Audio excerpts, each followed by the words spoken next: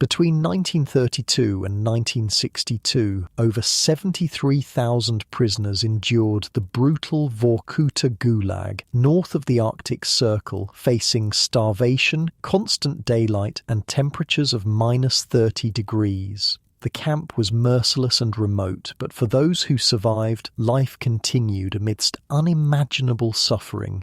Here's what life was really like inside the worst Soviet Gulag camp. Okay, so if you're here a lot, you know I ask for likes and subscribes, but seriously, where are you guys? Comment your location and time. Sometimes I see someone from California listening at 3 p.m. and I'm like, are you napping? All right, Soviet gulags tonight. But wait, are you comfortable? No, really? Check. Pillows, blankets, the whole deal. Where we're going, you'll want to be settled. You jolt awake to complete darkness. For a second, just one merciful second, you forget where you are. Your mind reaches for the comfort of your old bed, your old life. Then the stench hits you, the sour smell of unwashed bodies packed too tightly together, the sharp tang of urine, the musty odour of wet concrete that never dries. You're in a cattle car. You've been in this cattle car for, what, 6 days? 7? You've lost count. The rhythmic clacking of train wheels on track has become the heartbeat of your existence.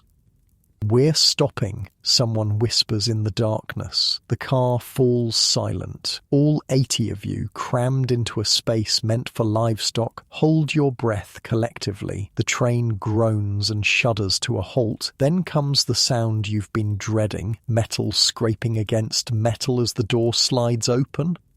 Arctic air rushes in like a slap. It's so cold it burns your lungs. The darkness outside is broken only by the harsh beams of searchlights sweeping across the fresh snow. Guards with rifles stand in silhouette against the white backdrop. Behind them looms a sight that will haunt you for years, if you live that long. "Welcome to Vorkuta," a guard says flatly. "Your new home." The train hadn't prepared you for this. Nothing could. You're about 100 miles north of the Arctic Circle, in a place so remote it barely existed before the Soviet authorities decided it was the perfect location to exile those they wanted to disappear. "Move!" A guard shoves the prisoner next to you with the butt of his rifle. "Everyone out!" You stumble down onto the snow. Your city shoes, the ones you were wearing when they arrested you 3 weeks ago, provide no protection against the cold. Within seconds, you can't feel your toes. Unlike your warm bed right now, where your feet are probably toasty under the blankets, here, the cold is an immediate threat to your survival. "You know what's wild?" the man beside you mutters. Stalin calls this correction, like we're all just slightly off course and need a little nudge. A rifle butt slams into his back. He drops to his knees with a muffled cry. "No talking," the guard barks. Line up now." You join the ragged line of new arrivals. Many are political prisoners like yourself, teachers, engineers, writers, ordinary workers who made the fatal mistake of speaking too freely. Some are actual criminals. A few are foreign prisoners of war. All of you are now the same, property of the state, to be used until you break. The processing begins in a freezing wooden building with peeling paint. Inside, a bored official sits behind a desk covered with papers. "Name," he says without looking up. You tell him. "Crime." "I didn't," you start, but he cuts you off. "Article 58, he says, already writing it down. The infamous Article 58, counter-revolutionary activities. It could mean anything from telling a joke about Stalin to being related to someone who told a joke about Stalin. "Strip," another official commands. You hesitate. "I said strip." He raises his hand as if to strike you. In the bitter cold of the unheated room, you remove your clothes. They take everything: your watch, your belt, your wedding ring. The few personal possessions you managed to keep during your journey are confiscated. You will never see them again. I've been researching this stuff for years, I should mention, and the most shocking part was how systematic the dehumanization was. Like, they didn't just take your stuff, they took your name, replaced it with a number. After they shave your head, ostensibly for hygiene, but really as one more way to strip your identity, you're given your camp uniform, thin cotton pants, a jacket that's seen better days, a pair of foot cloths, and crude wooden shoes that won't last a month in the mines. The foot cloths are supposed to be wrapped around your feet before putting on the shoes. Nobody shows you how to do this properly. You'll learn later, after your first blisters form and become infected. Next, the official calls, and you're pushed toward another room. Outside again, you join the other new arrivals. A guard addresses the group. Listen carefully. You are here to work. You eat. You don't work, you don't eat. The sooner you accept this, the longer you'll live. He explains the rules. Wake up is at 5 a.m. Roll call at 5:30. Work begins at 6 and continues until the quota is met, usually 14 to 16 hours. Speaking to guards without permission is prohibited. Attempting to escape is punishable by death. Any questions? He asks, not expecting any. A brave soul raises his hand. How long until we get male privileges? The guard laughs. 6 months good behaviour, 2 letters a year after that. 6 months. You think of your family, who probably don't even know where you are. Will they still be waiting when, if, you can write to them? Now move to the barracks. You march through the camp. The searchlights illuminate a nightmarish landscape. Wooden barracks stretch in neat rows, surrounded by barbed wire fences and watchtowers. Beyond the fences, nothing but snow and darkness. In the distance, you can make out the silhouette of a coal mine, the reason this camp exists. See those? An older prisoner points to the watchtowers. Triple shifts up there. Guards hate it. Cold drives them crazy too, but they got better clothes. And those? He gestures to the barbed wire. Don't even think about it. Wolves out there would get you before you made 10 miles anyway. Wolves, you ask. Nature's guards, he says with a bitter smile. The perfect setup. Prison walls of ice and hungry predators. The comrades in Moscow thought of everything. You're assigned to Barracks 12, a long wooden structure that looks like it might collapse under the weight of the snow on its roof. Inside, it's barely warmer than outside. Triple bunks line the walls, packed so tightly that there's only a narrow aisle down the middle. Top bunk, a prisoner tells you, pointing upward. Lucky you. It takes a moment to realise why the top bunk is considered lucky. Heat rises, so the top bunks are marginally warmer. But more importantly, prisoners often relieve themselves during the night, and the urine drips down to the lower bunks. I've read accounts of survivors, I note. And they all talk about those little calculations. What bunk to take, how to wrap your food so it wouldn't get stolen, who to befriend. Your entire day becomes this endless series of survival decisions. You climb onto your assigned bunk. The mattress is a thin sack stuffed with straw that does little to cushion the wooden slats beneath. Your blanket is threadbare and stained. There's no pillow. A bell rings somewhere outside. Dinner, someone calls, and there's a sudden scramble of movement. You follow the crowd to the mess hall, another wooden building that smells of boiled cabbage and unwashed bodies. You're given a crude metal bowl and a piece of bread. The soup in the serving pot is mostly water with a few vegetable scraps floating in it. 140 grams, the server says, handing you a piece of black bread. You'll quickly learn that this daily bread ration, about the size of your fist, is the most precious commodity in camp. Men have been killed for less. First day, huh? An older prisoner sits next to you. His face is gaunt, his eyes deep set. Eat slow, make it last, and keep your bread with you at all times. You notice he has his piece of bread tucked inside his jacket, close to his chest. They call this pika, he explains, gesturing to the food. Ration, not enough to live on, too much to die quickly. Perfect balance. You take a bite of the bread. It's dense, sour, and filled with things you'd rather not identify, but it's food. I'm Mikhail, the man says. Political? You nod. Me too. Professor of literature. Made a joke about the wrong poem. He shrugs. 5 years. You? 10, you say. The reality of that sentence still not fully registering. Mikhail's face reveals nothing. Well, nobody serves their full term anyway. They let people out early, you ask hopefully. He laughs, but there's no humour in it. No, most don't last 3 winters.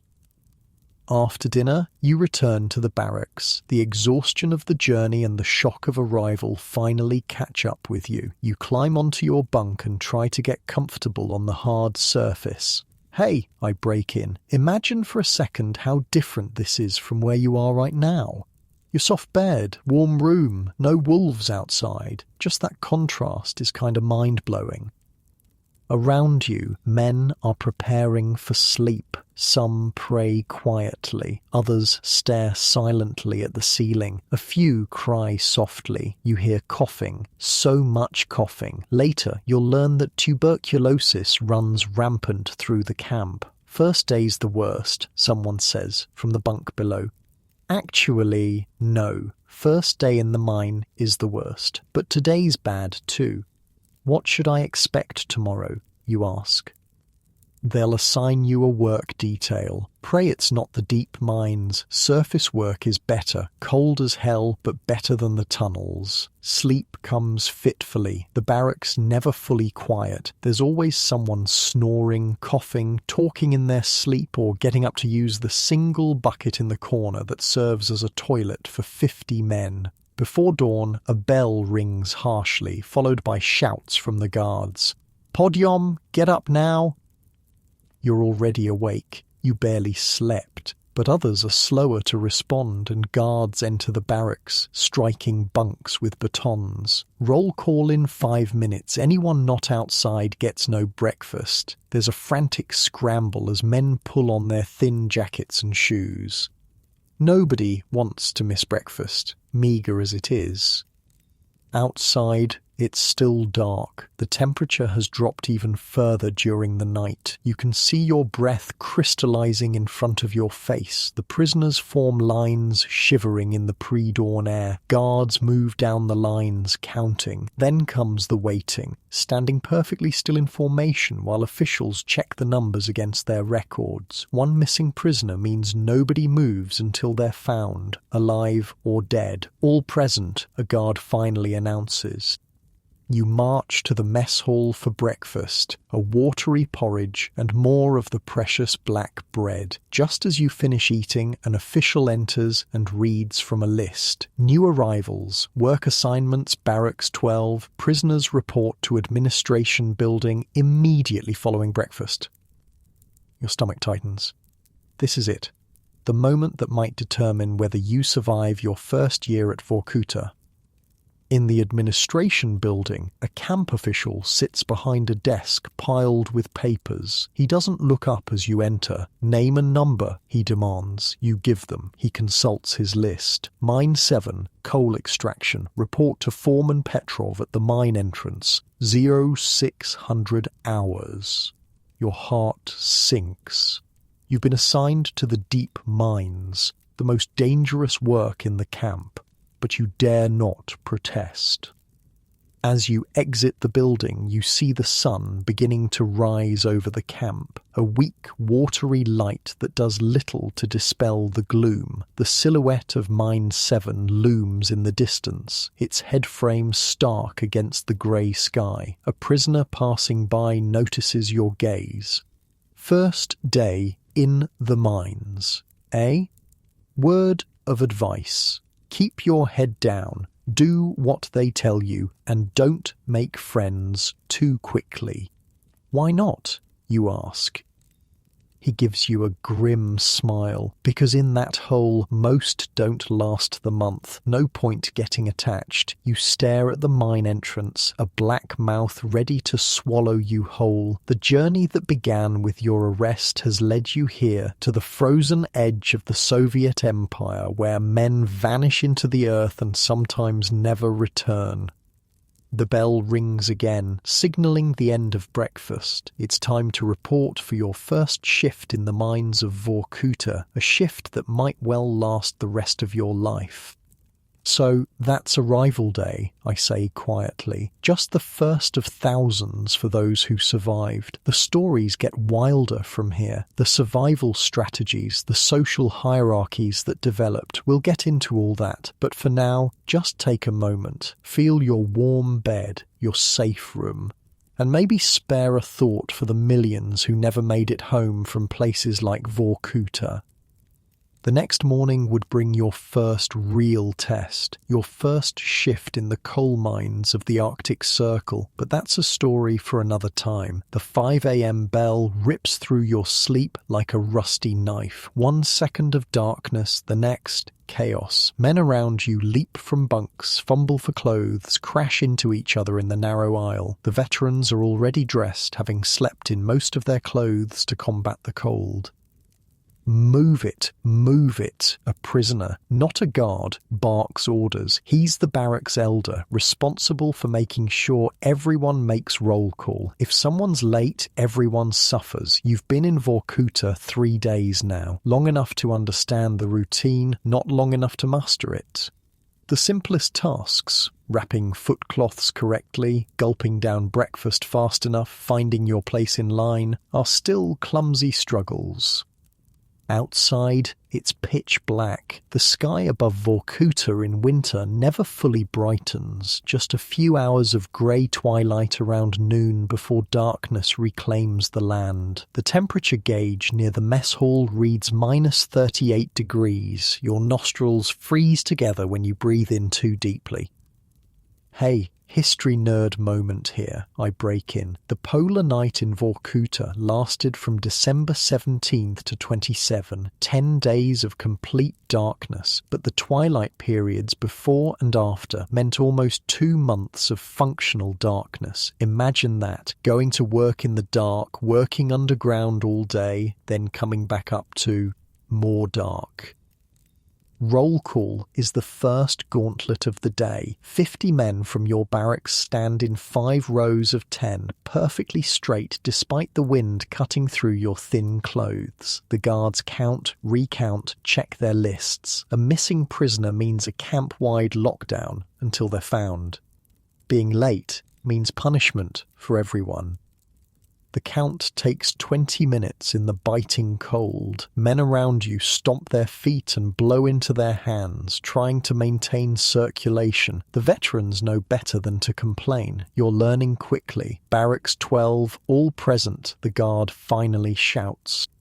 Breakfast is next, the most important meal, though calling it a meal stretches the definition. The mess hall is marginally warmer than outside. You're given a metal bowl with watery porridge, a cup of hot water they call tea, and your daily bread ration. Eat your bread slow, Mikhail advises, sliding onto the bench beside you. Break off small pieces, make it last. The hunger will hit worst around 2 o'clock.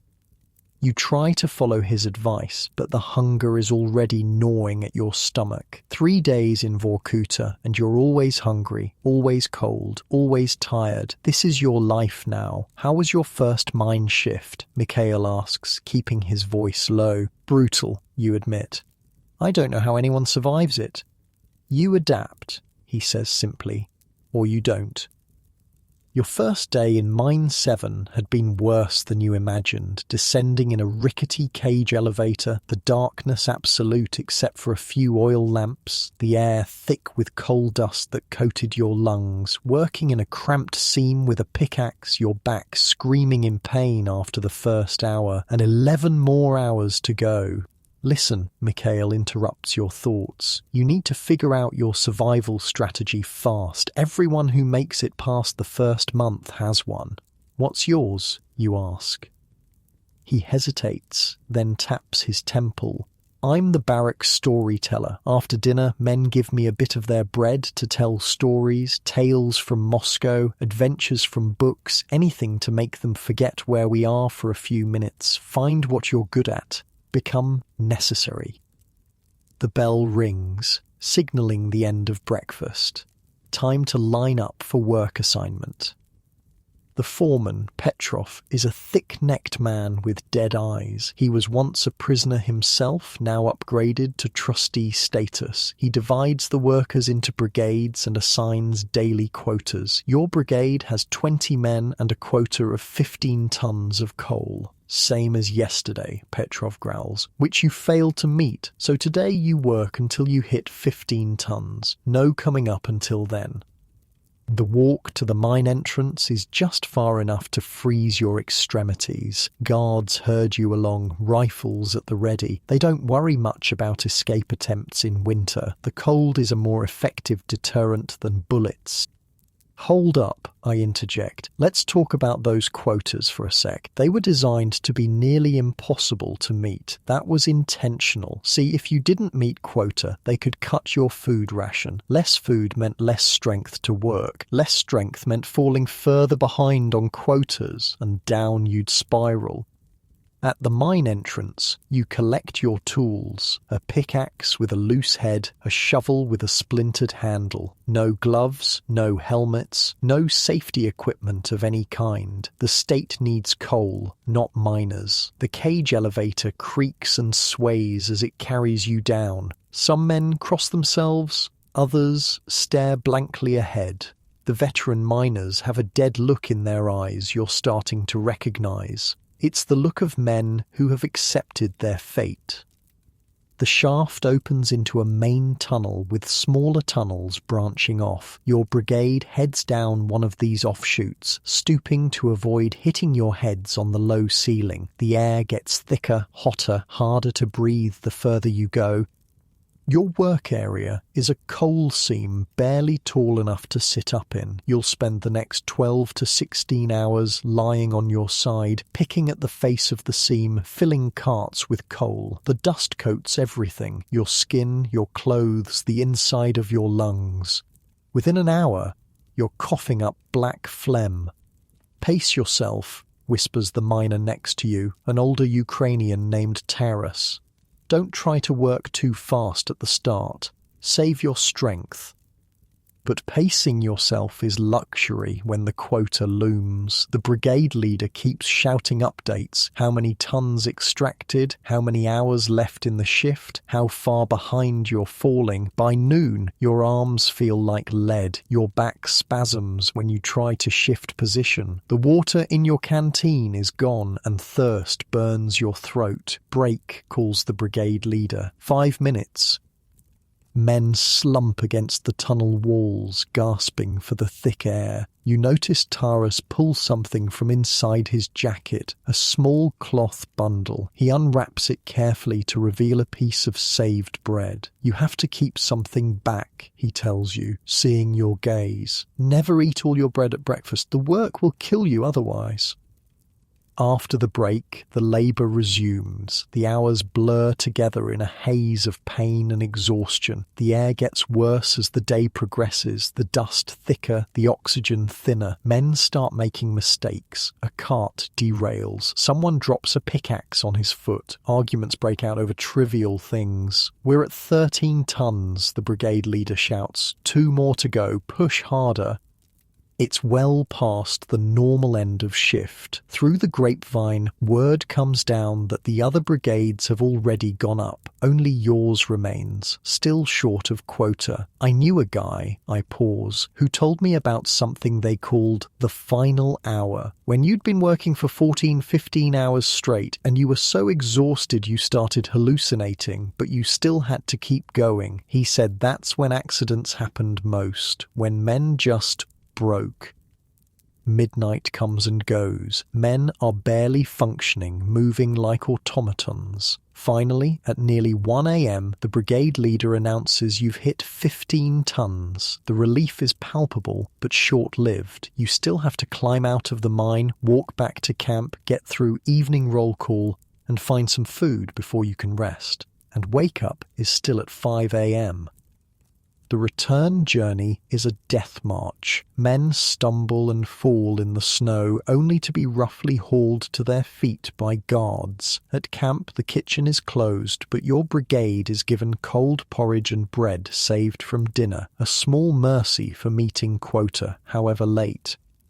Roll call is a blur. You're so tired you can barely stand. When finally allowed to return to the barracks, you collapse onto your bunk without removing your clothes or boots. Too exhausted even to eat your bread, you slip immediately into unconsciousness. The next day's the same, and the next and the next. You want to know how people survived this, I ask. They became experts at tiny efficiencies, how to hold the pickaxe to save energy, which guards might look the other way if you needed a minute's rest, which jobs in the mine were marginally less brutal. By your second week, you're starting to understand the unwritten rules of Vorkuta, the complex hierarchy among prisoners, the dangerous politics of the barracks, the black market that exists despite the guards' best efforts to stamp it out. Mikhail explains the prisoner pecking order one evening after dinner. At the top are the trustees, prisoners who work for the administration, guards, foremen, clerks. They get better food, better housing, lighter work. Most are criminals, not politicals. Below them, he continues, are the skilled workers, engineers, mechanics, medical staff, then common labourers like us. At the bottom are the goners, men too weak to work much longer. Everyone can tell who they are, skin like paper stretched over bones, eyes sunk deep. The walking dead. You've seen these men, skeletal figures shuffling around camp, gradually fading away until one day they simply don't appear at roll call. Nobody asks what happened to them. The trick, Mikhail says, is to find ways to move up, become skilled at something, make yourself valuable. Easier said than done, but you watch and learn. The man who repairs boots gets extra bread. The barber receives small favours. The medical orderly, though work to exhaustion, at least works indoors. Food becomes your obsession. Every calorie is precious. Men talk about meals from their past lives with religious reverence. Arguments break out over the memory of a recipe. Dreams are filled not with freedom, but with feasts. You know what's messed up, I interject. In some camps they actually had decent food on paper. The problem was it never reached the prisoners. Camp officials would sell it on the black market, or guards would take the best portions. By the time it reached the mess hall, that meat stew in the official records was just water with a few scraps of gristle. The camp operates on an intricate barter system. Cigarettes are currency. A pack can buy a repair to your boots. 2 packs might get you assigned to an easier work detail for a day. Extra bread can purchase almost anything. Information, protection, favours, theft is the unforgivable crime among prisoners. Take another man's bread and you might not wake up the next morning. The guards don't interfere with prisoner justice in such matters. One less mouth to feed. You witness your first bread theft on your 3rd week. A new arrival, desperate with hunger, snatches a piece from an older prisoner's hand and runs. He doesn't get far. A dozen men tackle him, drag him behind the barracks. He returns hours later, face unrecognizable, crawling on hands and knees. He disappears the next day. Nobody asks questions. The bread ration was sacred, I explain, like beyond sacred. Men would sleep with their daily portion tucked against their bodies. They'd rather lose a finger than their bread. There was a saying in the camps, "He who steals bread steals life." Weather is another constant enemy. The cold is relentless, cutting through your thin clothing like knives. Frostbite claims fingers, toes, ears, noses. The medical station is filled with men having blackened extremities amputated.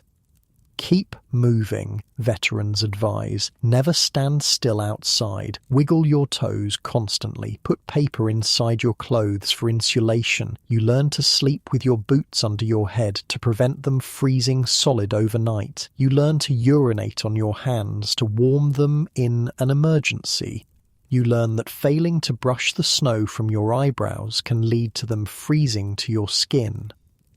But even as the physical challenges mount, it's the psychological torture that proves most insidious. The constant surveillance, the arbitrary punishment, the knowledge that your 10-year sentence might as well be forever, the loss of your name, your identity, your past life.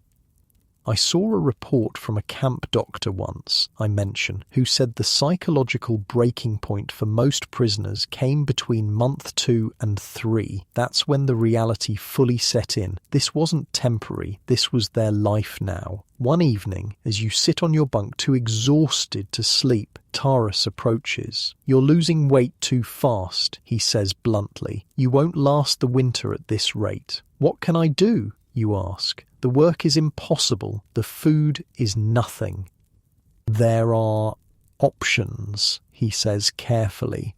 "Desperate ones." He explains in hushed tones. Some prisoners deliberately injure themselves to get medical leave. Cut off a finger, drink kerosene, reopen healing wounds. The hospital, though basic, is still better than the mines. "But be careful," he warns. "They're wise to most tricks. Get caught faking, and it's the punishment cells. Nobody survives those in winter." The punishment cells are legendary. Unheated concrete boxes where prisoners are kept in underwear with reduced rations. 3 days is considered a death sentence in winter. "I'm not that desperate," you tell him. "Not yet. You will be," he replies. "We all reach that point, eventually." But there are other survival strategies. Some prisoners form tight bonds, sharing resources and protecting each other. These small families often last longer than loners. Mikhail has invited you to join his circle. Him, Taras, and a young Estonian named Rain. They pool their resources, share information, watch each other's backs. It's not friendship exactly. Emotional attachment is a luxury few can afford, but it's a practical alliance. During bad times, Mikhail explains, one of us might get a package or find an extra piece of bread. We share. During the worst times, we keep each other from giving up. The social bonds were critical, I point out. Guards tried to break them up because they knew isolated prisoners died faster, but humans naturally form communities, even in the worst places, maybe especially in the worst places. The camp has an underground information network that moves with surprising speed. News from other barracks, other mines, even other camps hundreds of miles away somehow filters through. Prisoners whisper about changes in Moscow, about international politics, about rumours of amnesty or worsening conditions. Most of it is fantasy, but hope is as necessary as bread. You quickly learn which guards can be bribed, which are sadists to be avoided, which might show small mercies if approached correctly. There's Stepan, who looks the other way if you take a minute's rest. There's Dmitri, who will beat you for the same offence. There's Igor, who might slip you an extra bread crust if you fix his boot or compose a letter to his girlfriend. Guards weren't universally monsters, I note. Some were just ordinary guys doing a job, trying to survive themselves, not defending the system. It was evil through and through, but individual guards sometimes showed humanity. Others, though, well, power attracts certain types. By your second month, you've developed your own survival routines. You save a third of your morning bread for the mine. You wrap your feet in paper beneath your footcloths. You've learned to work efficiently enough to avoid the worst exhaustion while still contributing your share to the brigade's quota.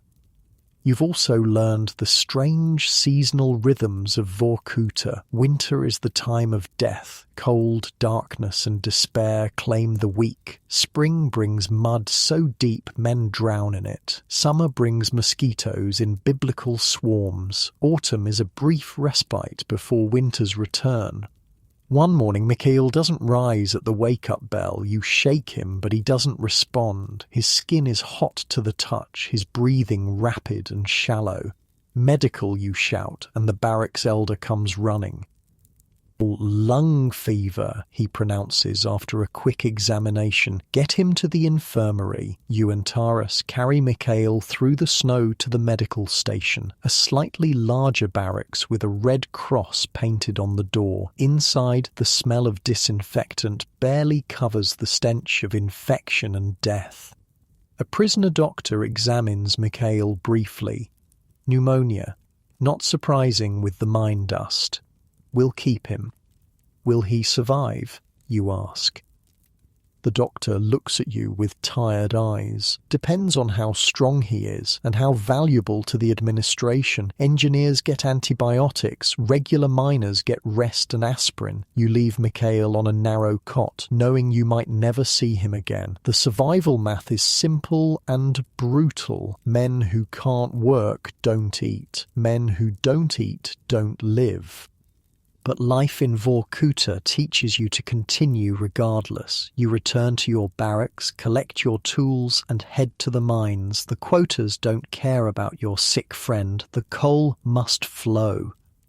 That night, lying on your bunk, you realize something has changed. 2 months ago, you were horrified by everything. The conditions, the cruelty, the casual brutality. Now you accept it as normal. You step over a dead man on your way to breakfast without breaking stride. You barter and scheme for extra crumbs of bread. You've learned to survive in a world designed to kill you. That's the thing about humans, I say softly. We adapt, even to hell, maybe especially to hell. The price of that adaptation is losing pieces of your humanity, one small compromise at a time. The morning bell will ring at 5 a.m., another day of coal dust and hunger and cold. Another day of calculated survival, another day of Vorkuta.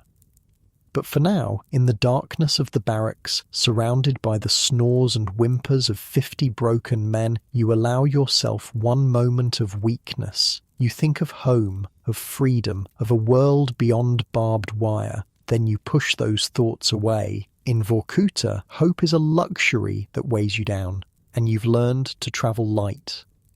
A month passes, then 2. You've survived your first 60 days at Vorkuta, which the old-timers tell you is something of a miracle. Your body has changed, ribs visible through your skin, face gaunt, hands calloused and scarred, but you're still breathing, still moving, still mining. You've become something of an expert on coal. Not by choice. Nobody arrives at Vorkuta dreaming of becoming a miner, but 14 hours a day, 6 days a week spent hacking at coal seams teaches you things whether you want to learn them or not. "Ready for another thrilling day in the mines?" Taras asks, as you lace up your boots before dawn. His humour is dark as the tunnels you work in, but it's one of the few things keeping you both sane. "Can't wait," you reply. "The ambience, the cuisine, the delightful company of our dear foreman Petrov." Mikhail survived his bout with pneumonia, though he returned from the infirmary even thinner, weaker. The administration reassigned him to lighter work sorting coal above ground. A blessing and curse. Less dangerous, but also more exposed to the elements.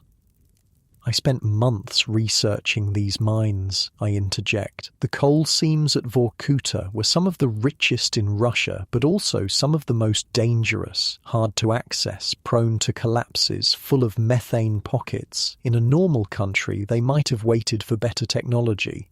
But Stalin didn't care about miner safety. He needed coal for industrialization, and prisoners were disposable. The walk to Mine 7 has become so routine you could do it blindfolded, past the administration building, through the second checkpoint, along the path stomped in snow by thousands of feet. The head frame of the mine rises above you, a gallows against the dark sky. You've learned to read the signs at the mine entrance. If the cage operator looks nervous, it means there's been an accident below. If extra guards are posted, it means someone tried to escape or sabotage operations. Today, everything looks normal, which in Vorkuta means merely terrible, instead of catastrophic. The descent into the mine is the moment most prisoners dread. The cage, really just an open metal platform with minimal railings, drops so fast your stomach lurches. The darkness swallows you immediately, with only a few weak lamps marking the way. The air changes, becoming heavy with coal dust and the smell of human sweat. Going down, the operator calls, and the platform lurches into motion. As you descend, Rain, the young Estonian who's become part of your small circle, leans over. Heard anything about the new quotas? You shake your head. The administration changes work requirements frequently, almost always increasing them. It's a way to extract maximum labour while justifying reduced rations when prisoners inevitably fail to meet impossible targets. Word is they're upping ours to 18 tons, he whispers. Brigade 4 got the news yesterday. 18 tons. Your group has been struggling to hit 15. 18 would mean even longer shifts, even less rest. The cage shudders to a stop at the bottom, nearly 1,000 feet below the surface. Here the main tunnel branches in multiple directions, each leading to different work areas. Electric lights, bare bulbs hanging from wires, provide minimal illumination. The air is thick enough to chew. Petrov, the foreman, awaits with his clipboard. Brigade 8, Tunnel C today. We've had some collapses in B, so they're bringing in support beams. What he doesn't say is what happened to the men who were working in Tunnel B when it collapsed. Some questions are better left unasked. You know what I discovered in my research, I say. The miners didn't even have proper helmets. Think about that. Working in unstable tunnels with rocks constantly falling, and the best protection they had was a cloth cap. In American mines during the same period, hard hats were standard. But prisoners? They were lucky to get boots. Tunnel C is one of the worst, a narrow seam that requires you to work on your knees or bent at the waist. Today you're assigned to be a picker, which means hacking at the coal face with a pickaxe while others shovel the loosened coal into carts. Watch for the sparklers, Taras warns as you begin. He's referring to the small sparks that sometimes appear when your pick strikes certain types of rock, a warning sign of methane. Hit enough of those sparklers, and the whole tunnel could ignite in a flash. The work begins as it always does, slow, methodical, painful. The air is so thick with dust that your headlamp creates a cone of visible particles. Every breath coats your lungs with black powder that you'll be coughing up for hours after your shift. The lung diseases were almost universal, I note. Black lung, silicosis, tuberculosis accelerated by coal dust. One survivor estimated that a miner who avoided accidents might last 5 years before his lungs gave out completely.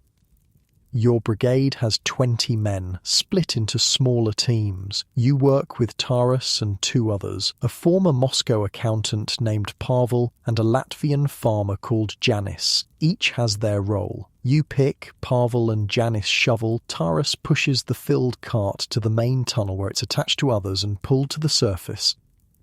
The rhythm of the work becomes almost hypnotic. Swing, crack, swing, crack. The coal face gradually recedes as you chip away at it. Your arms and back protest, but you've learned to ignore them. Pain is the constant companion of every prisoner. Acknowledge it, but never surrender to it. Gress, check. Petrov's voice echoes down the tunnel. He appears with his clipboard, counting filled carts, estimating tonnage. You're falling behind. Pick up the pace or nobody eats tonight. It's an empty threat. They can't actually withhold all food without risking a riot, but they can and do reduce rations for failing to meet quota. The difference between a full ration and a reduced one might seem small to an outsider, but to a starving prisoner it's the margin between survival and becoming a goner. I'll help with picking, Taras offers when Petrov leaves. We can switch out every hour. You nod gratefully. This is how you survive. Small kindnesses, shared burdens. The administration tries to pit prisoners against each other, but in the mines, cooperation is the only way to live. By midday, your arms feel leaden. Sweat soaks your clothes despite the chill of the tunnel. The dust has formed a paste on your skin, in your eyes, between your teeth. Your water bottle is long empty, your morning bread consumed. Hunger gnaws at your belly, but it's a familiar sensation now, almost a friend. Hang on, Taras says suddenly, holding up a hand. Listen.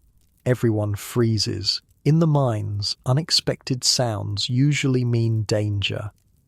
A low creaking comes from somewhere above, like wood under stress. Support beams, Pavel whispers. We need to... He never finishes the sentence. With a crack like a gunshot, the timber support nearest to your position splinters. A shower of coal and rock follows. Not a full collapse, but enough to send everyone scrambling backward. Out! Taras shouts. Move! You stumble away from the partial collapse, heart hammering. When the dust settles, you see that your work area is now partially blocked. No one is hurt, but the message is clear. The mountain is hungry today.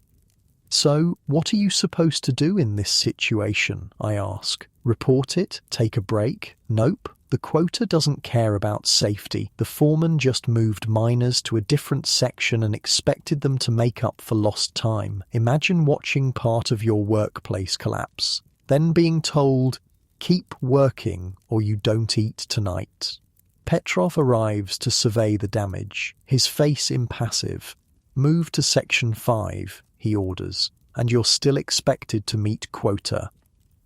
Section 5 is even deeper, even hotter. The air there is so bad that men sometimes faint after an hour, but you have no choice. In the Gulag, orders aren't suggestions. The new section requires a 15-minute walk through ever-narrowing tunnels. By the time you arrive, precious work time has been lost. Your team sets up again, distributing picks and shovels, positioning carts, checking the stability of support beams with experienced taps. We'll never hit 15 tons now, Pavel mutters.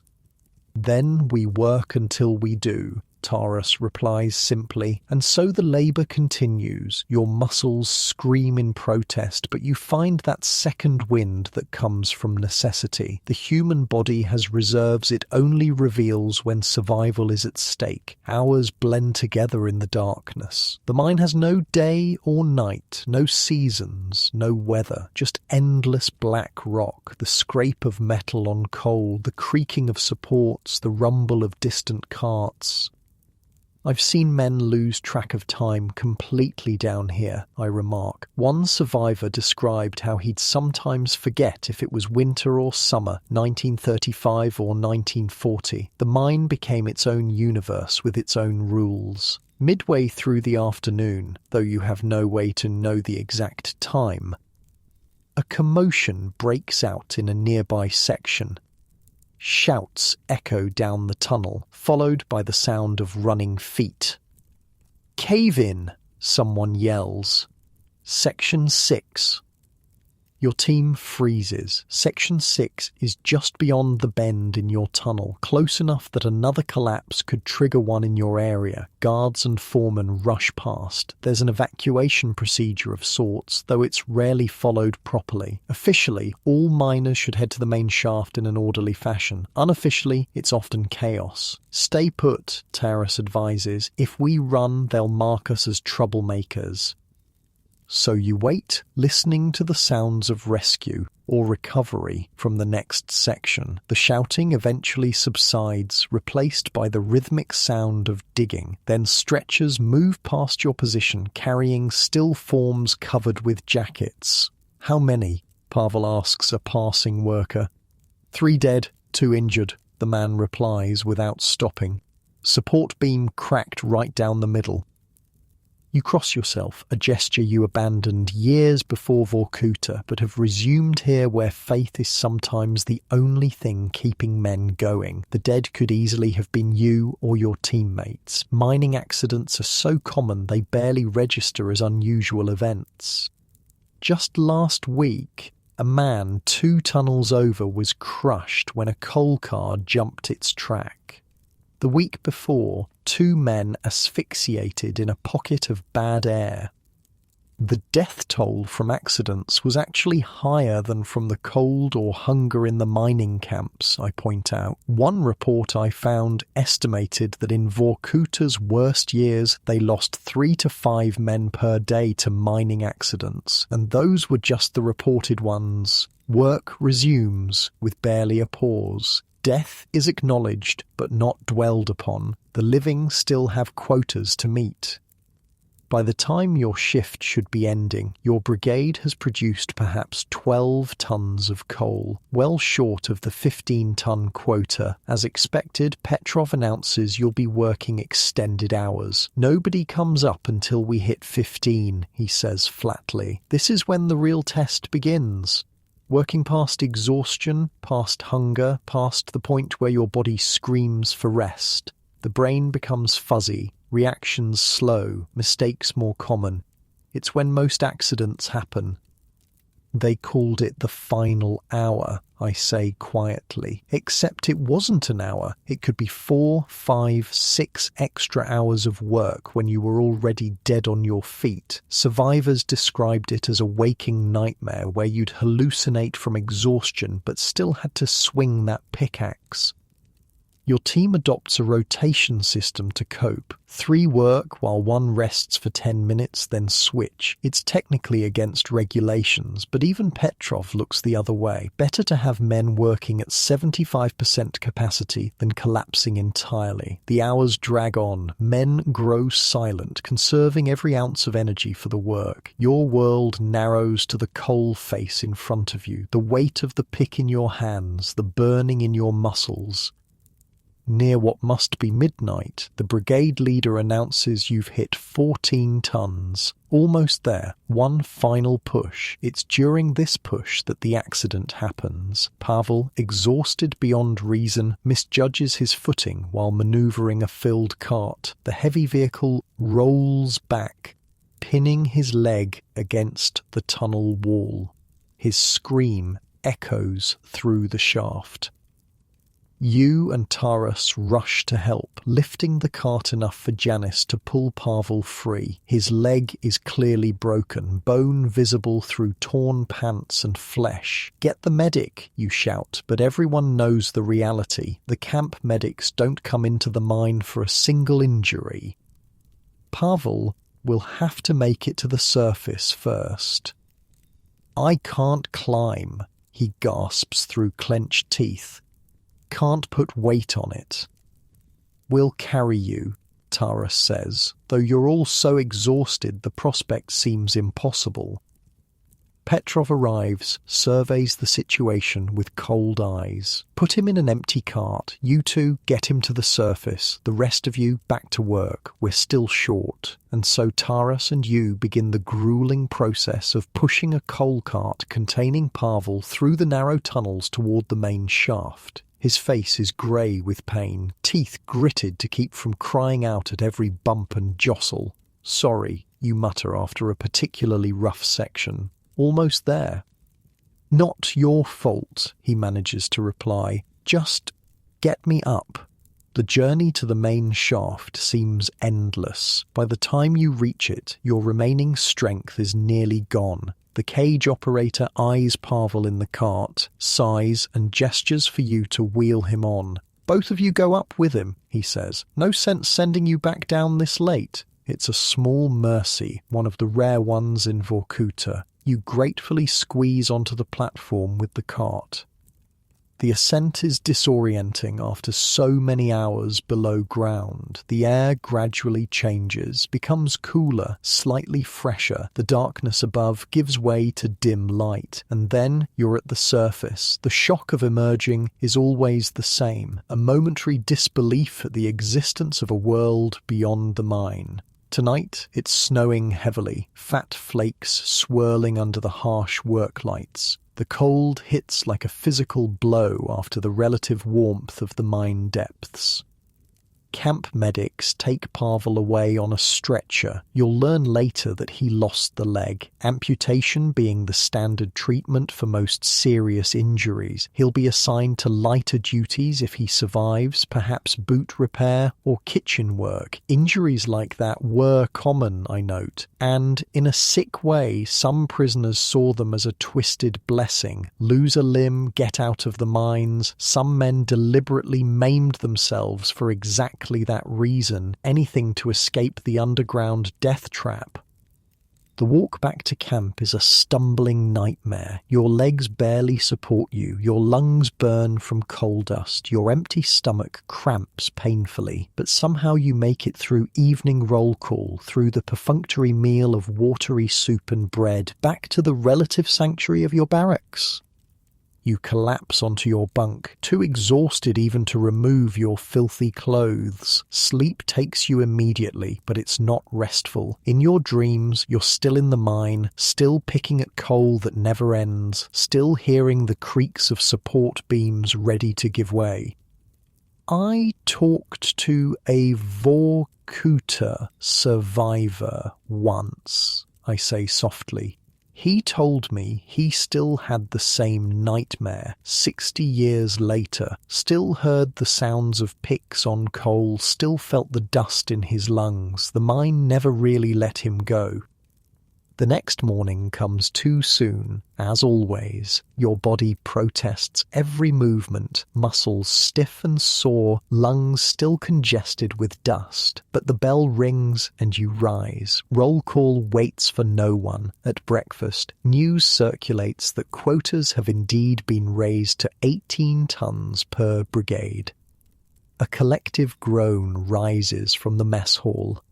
18 tons means even longer shifts, even more exhaustion, even more accidents. "They're trying to kill us faster," someone mutters. "No," Taurus corrects. "They're trying to get more coal with fewer guards, fewer rations, fewer resources. Our dying is just a side effect they don't care about." The morning brings another surprise. Mikhail approaches your table, his face grim. "They're reassigning me," he says without preamble. "Back to the mines. Doctor says I'm recovered enough." You all know what this means. Mikhail is still weak from pneumonia. The mines will likely kill him within weeks. "Which section?" Taurus asks. Mine 9, Brigade 3. A glance passes between Taurus and Rain. Mine 9 is the worst of all. Deeper, more dangerous, with more accidents and deaths than any other. "I'll speak to Petrov," Taurus says. "See if he can get you in our brigade instead. At least we can look out for you." Mikhail nods gratefully, but his eyes show he doesn't expect much. The administration rarely grants such requests. The camp system is designed to separate, isolate, break bonds between prisoners. The whole system was intentionally arbitrary, I explain. That was by design. If prisoners could predict what would happen, they might game the system. But when any day might bring reassignment, punishment, or death for no reason, that breaks people faster than anything. The bell rings for work assignments. Another day in the mines awaits. Another shift of coal dust and danger, of back-breaking labor and gnawing hunger. Another day of Vorkuta. As you file out of the mess hall, Taurus grips your shoulder briefly. One day at a time, he says. Just focus on today. It's the closest thing to wisdom the Gulag has to offer. Don't think about your 10-year sentence. Don't think about the approaching winter. Don't think about tomorrow's quota or next week's hunger. Just survive today. The mine, the cold, the exhaustion, the hunger. One more day in the deep black seams beneath Vorkuta, where men are spent like currency in Stalin's mad rush for coal. 3 months into your sentence, you discover that Vorkuta isn't just a prison camp. It's a society with its own unwritten laws, power structures, and social hierarchies. Complex, brutal, and entirely focused on survival. It's like a twisted mirror of the outside world, Mikhail explains one evening after dinner. He survived his reassignment to Mine 9 when Taurus somehow convinced Petrov to transfer him to your brigade instead. We have our aristocracy, our middle class, our untouchables. You've begun to notice these distinctions. The camp has clear castes, as rigidly defined as any ancient empire.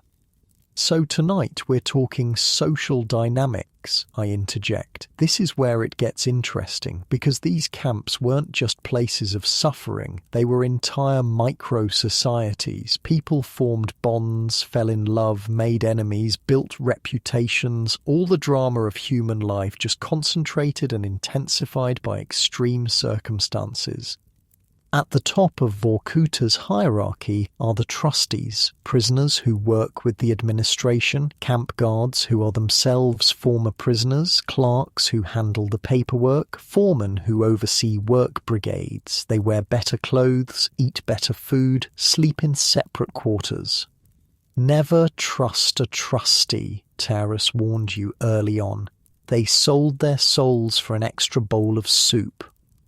But it's more complicated than that. Some trustees use their position to help other prisoners when they can. A warning about upcoming inspections, an extra ration slipped to a dying man, a work reassignment that might save someone's life. Others are crueler than the regular guards, desperate to prove their loyalty to the administration.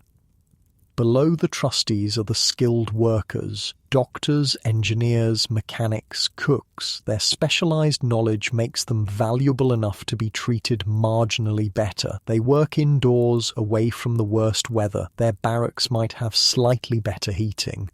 Their food might include an extra ladleful of soup. Then come the criminal prisoners, thieves, murderers, gangsters from Russia's underworld. Though they do the same labor as political prisoners, they enjoy unofficial privileges. Guards tend to leave them alone. They run protection rackets, control the black market, claim the best bunks in the barracks. The administration actually encouraged this system, I note. They deliberately put criminals in charge of politicals. It created a buffer between themselves and the mass of prisoners. If something went wrong, they could blame the criminal trustees, not the system itself. The Vauora zakone, thieves in law, are the elite among criminals, members of a brotherhood with its own strict code. They refuse official work assignments on principle, forcing other prisoners to fulfill their quotas. They extort taxes from anyone receiving packages from home. They wear distinctive tattoos marking their rank and crimes.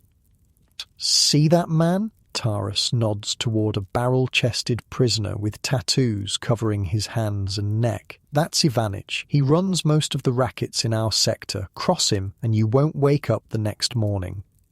At the very bottom of the hierarchy are the political prisoners like you, teachers, engineers, writers, farmers, workers, anyone convicted under Article 58 for counter-revolutionary activities. You have no rights, no privileges, no protection except what you can secure through alliances or bribery. And below, even you are the untouchables, the goners in the camp slang, men too weak to work, too sick to recover, too broken to fight anymore. They're walking corpses, and everyone knows it. Guards ignore them, other prisoners avoid them, partly from fear their bad luck might be contagious, partly to protect themselves from the pain of forming attachments to the doomed. You never want to become a goner, Mikhail says quietly. Once you cross that line, you're already dead. The moment you stop fighting to live, Vorkuta takes you. You've seen it happen. Men who give up simply fade away, growing thinner and weaker until one morning they don't rise for roll call. Their bodies are dragged out and buried in mass graves outside the camp perimeter, unmarked and unmourned. The social dynamics weren't just about who got more bread, I explain. They determined who lived and who died. Make friends with the right cook, you might get an extra ladleful of soup every day, enough to keep you alive through winter. Offend the wrong criminal, you might wake up with a shiv between your ribs. Your own position in this complex hierarchy has been slowly improving. You've proven yourself a reliable worker, neither shirking nor collaborating with the administration. You've formed alliances with Mikhail, Taras and Rain, a small family that pools resources and watches each other's backs. You've learned to recognize which guards can be bribed and which must be avoided at all costs. The guards themselves form another layer in this social tapestry. Some are sadists who enjoy inflicting suffering. Some are indifferent, just doing their job. A few show small mercies when they can do so without being observed. That one, Stepanov, he's not bad. Ryan whispers during an evening work detail. If you're sick, he might look the other way, but never try it with Kuznetsov. He'll send you to the punishment cells for sneezing wrong. You learn to read these distinctions. Guard Borisov accepts cigarettes to deliver notes between prisoners in different barracks. Guard Sokolov can be persuaded to assign you to easier work details for a piece of sausage from a care package. Guard Volkov beats prisoners for sport and should be avoided entirely. That's Pavel. Wasn't he in your brigade? I ask, pointing to a one-legged man hobbling across the yard on crude wooden crutches.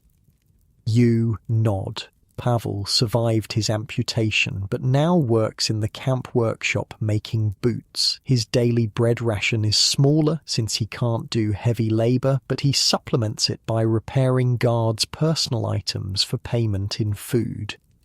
Interactions between prisoners are governed by unwritten rules. Never inform on another prisoner, even your worst enemy. Never steal another man's bread. Never ask about another's crime or sentence. Never express hope or make plans for the future. It's considered bad luck. The most dangerous figures in camp are the informers, prisoners who report to the administration about escape plans, contraband, or prohibited conversations. They're despised by everyone, but protected by the guards who use their information. See how nobody sits near Dmitri? Mikhail nods toward a thin man eating alone in the mess hall. 3 men disappeared after conversations with him. Now he's marked. If the guards weren't protecting him, he'd be dead by morning. Camp justice is swift and merciless. Informers often die in accidents, a mining collapse that somehow kills just one person, a fall from a high bunk, a sudden illness after eating. The guards investigate half-heartedly, if at all, one less mouth to feed. I asked a former guard once about the informants I mention. He told me they had a life expectancy of about 3 months after other prisoners identified them. The administration would just recruit new ones. It was a perfect system for them. Cheap intelligence that periodically self-destructed.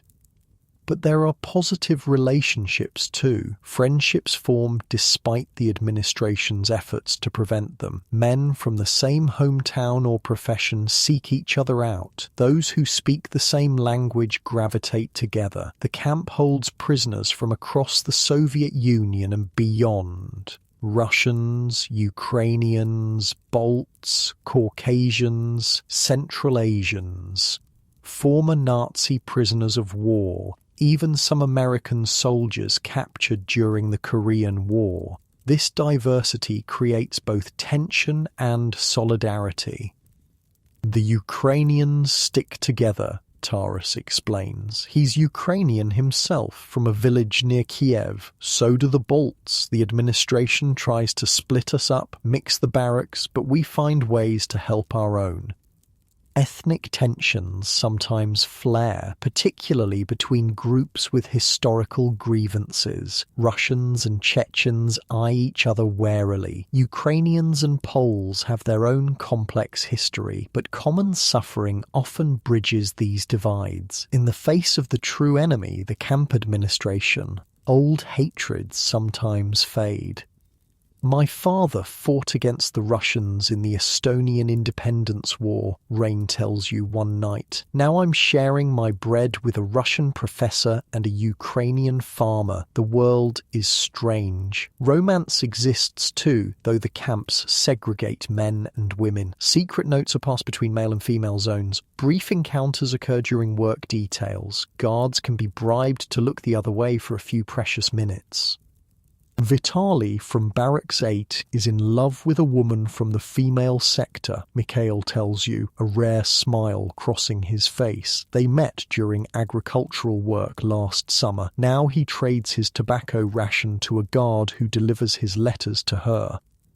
Love was rare but powerful in the camps, I note. I read one account from a woman prisoner who said falling in love was what saved her. Having someone to live for, to survive for, it gave her a reason to keep going when everything else seemed hopeless.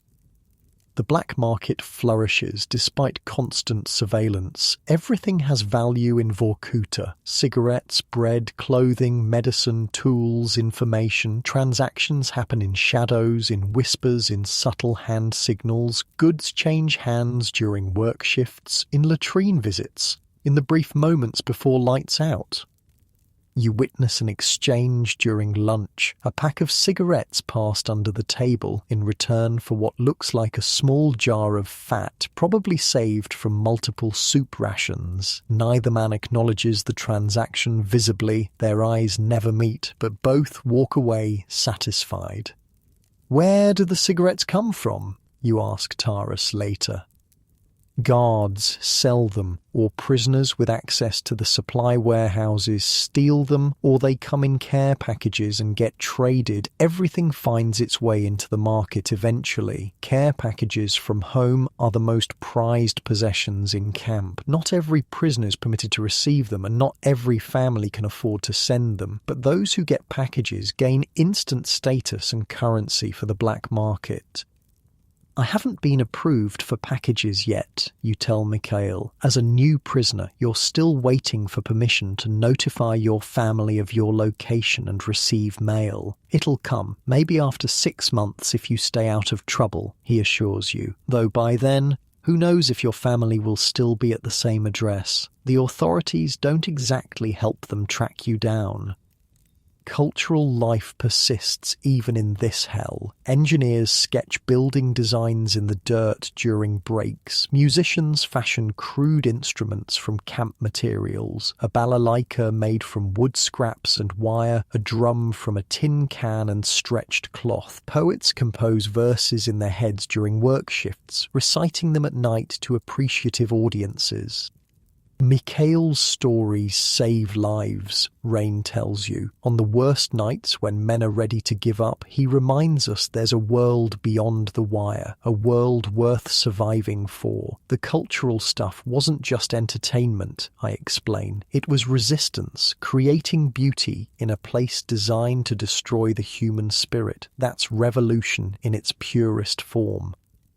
Religion thrives underground, despite official prohibition. Orthodox Christians cross themselves when guards aren't looking. Muslims pray silently during work breaks, facing Mecca. Jews risk punishment to observe high holidays. Faith provides comfort where nothing else can.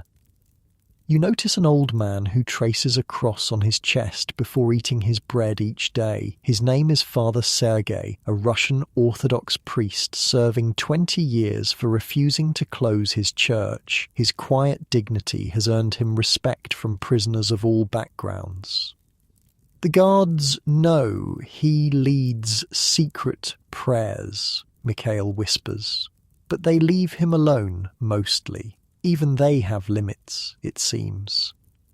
Political discussions happen in hushed tones, late at night. Not everyone here is anti-Soviet. Some prisoners maintain their communist convictions despite their imprisonment, arguing they were falsely accused or that Stalin has betrayed the revolution. Others have become fierce opponents of the regime that sent them here. Debates can become heated, though always quiet enough to avoid guard attention.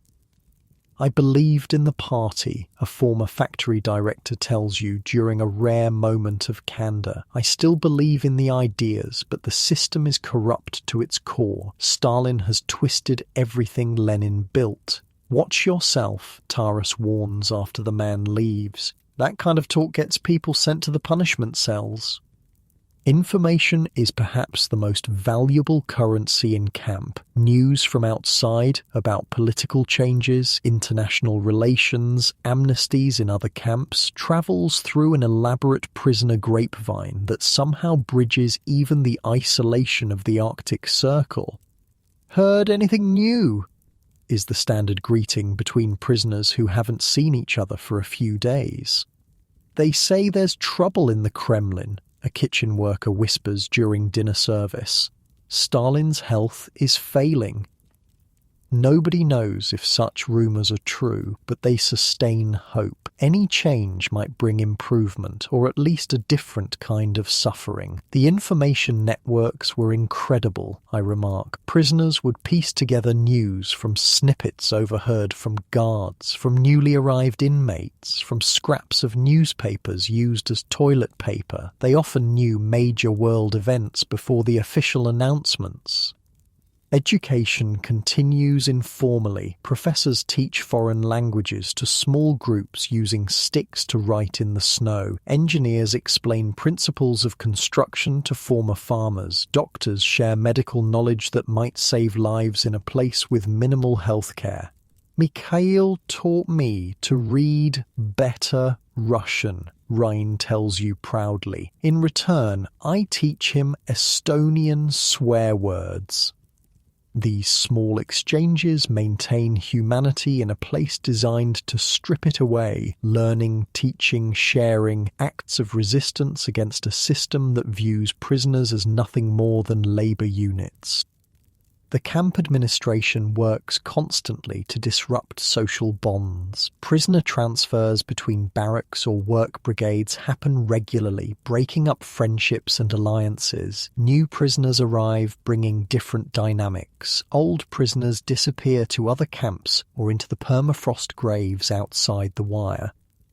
But human connection proves remarkably resilient. New bonds form as quickly as old ones are broken. Information networks repair themselves. Support systems rebuild. The social fabric of Vorkuta, though constantly torn, weaves itself back together through thousands of small acts of solidarity.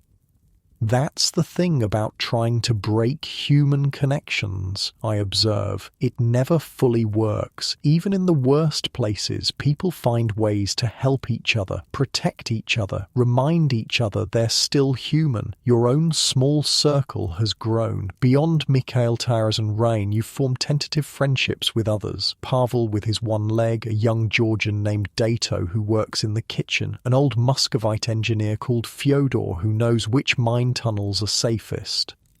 These connections might save your life as winter approaches. Already the days are growing shorter, the temperature dropping further. Veterans say the real test of Vorkuta comes during the polar night, weeks of darkness when temperatures plunge to -50 and below. Stick close to us, Taras tells you as you trudge back from the mines one evening, the northern lights flickering overhead in ribbons of green and blue.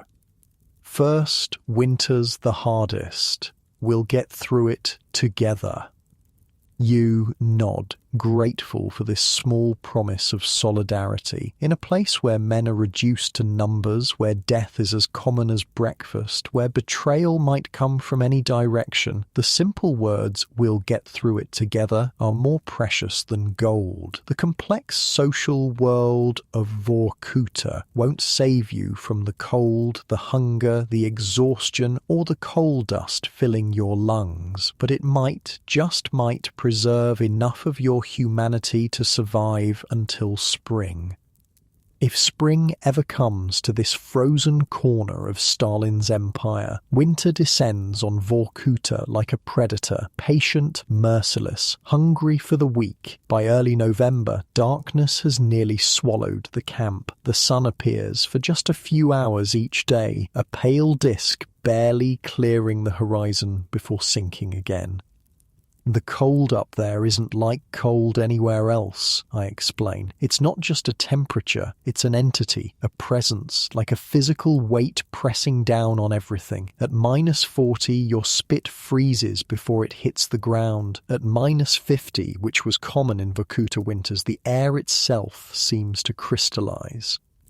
Your brigade has been moved from the mines to outdoor work, clearing snow from the railways that transport coal to the southern cities. It's considered a death assignment. At least in the mines you had shelter from the wind and relative warmth from the earth itself.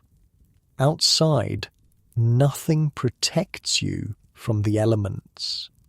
Keep moving, Taras advises as you chip at frozen snow with a metal bar. Stop moving. You die. Simple as that. He's not exaggerating. Already this week, 2 men from another brigade froze to death during their shift. They sat down just for a moment during a break. Guards found them still sitting, turned to ice. The camp provides no proper winter clothing, just the same thin jackets and pants you've worn since arrival. Prisoners develop desperate innovations, stuffing newspapers inside shirts for insulation, wrapping feet in scraps of cloth, tying bread bags over ears to prevent frostbite. Your hands are turning white, Mikhail warns, grabbing your wrist. That's frostbite starting. You need to warm them now. He shows you the veteran's technique, placing hands in armpits, underarms, between thighs, anywhere body heat might thaw the creeping death in your fingers. The pain, when circulation returns, is excruciating, like thousands of needles stabbing simultaneously. But the alternative is losing digits or entire limbs. I talked to a survivor who lost all his toes his first winter, I note. He said the camp doctor just snipped them off with garden shears. No anesthesia, no real medical care. After that, he had to stuff rags in the front of his boots to keep them from falling off when he walked. By December, the polar night arrives in full. The sun vanishes completely, not to return for weeks. Darkness rules except for the harsh floodlights illuminating work areas and the camp perimeter. The effect on morale is devastating. Men grow silent, withdrawn. Arguments flare over nothing. Small tasks become overwhelming. The darkness gets inside your head, Rain explains, when you ask about the strange mood in the barracks. Makes you forget there was ever anything else. Makes you think this is all there is, all there ever was or will be. The Estonian speaks from experience. This is his 3rd winter in Vorkuta. Each year the polar night claims more victims, not just from cold, but from despair. Suicide rates spike. Men walk deliberately into forbidden zones to be shot by guards. Others simply stop eating, preferring a faster end to the slow torture of survival. Guards grow harsher during winter, imposing stricter discipline when prisoners are at their weakest. Quotas remain unchanged despite the brutal conditions. Food rations, if anything, decrease. The administration knows winter will reduce the camp population naturally, solving their overcrowding problems.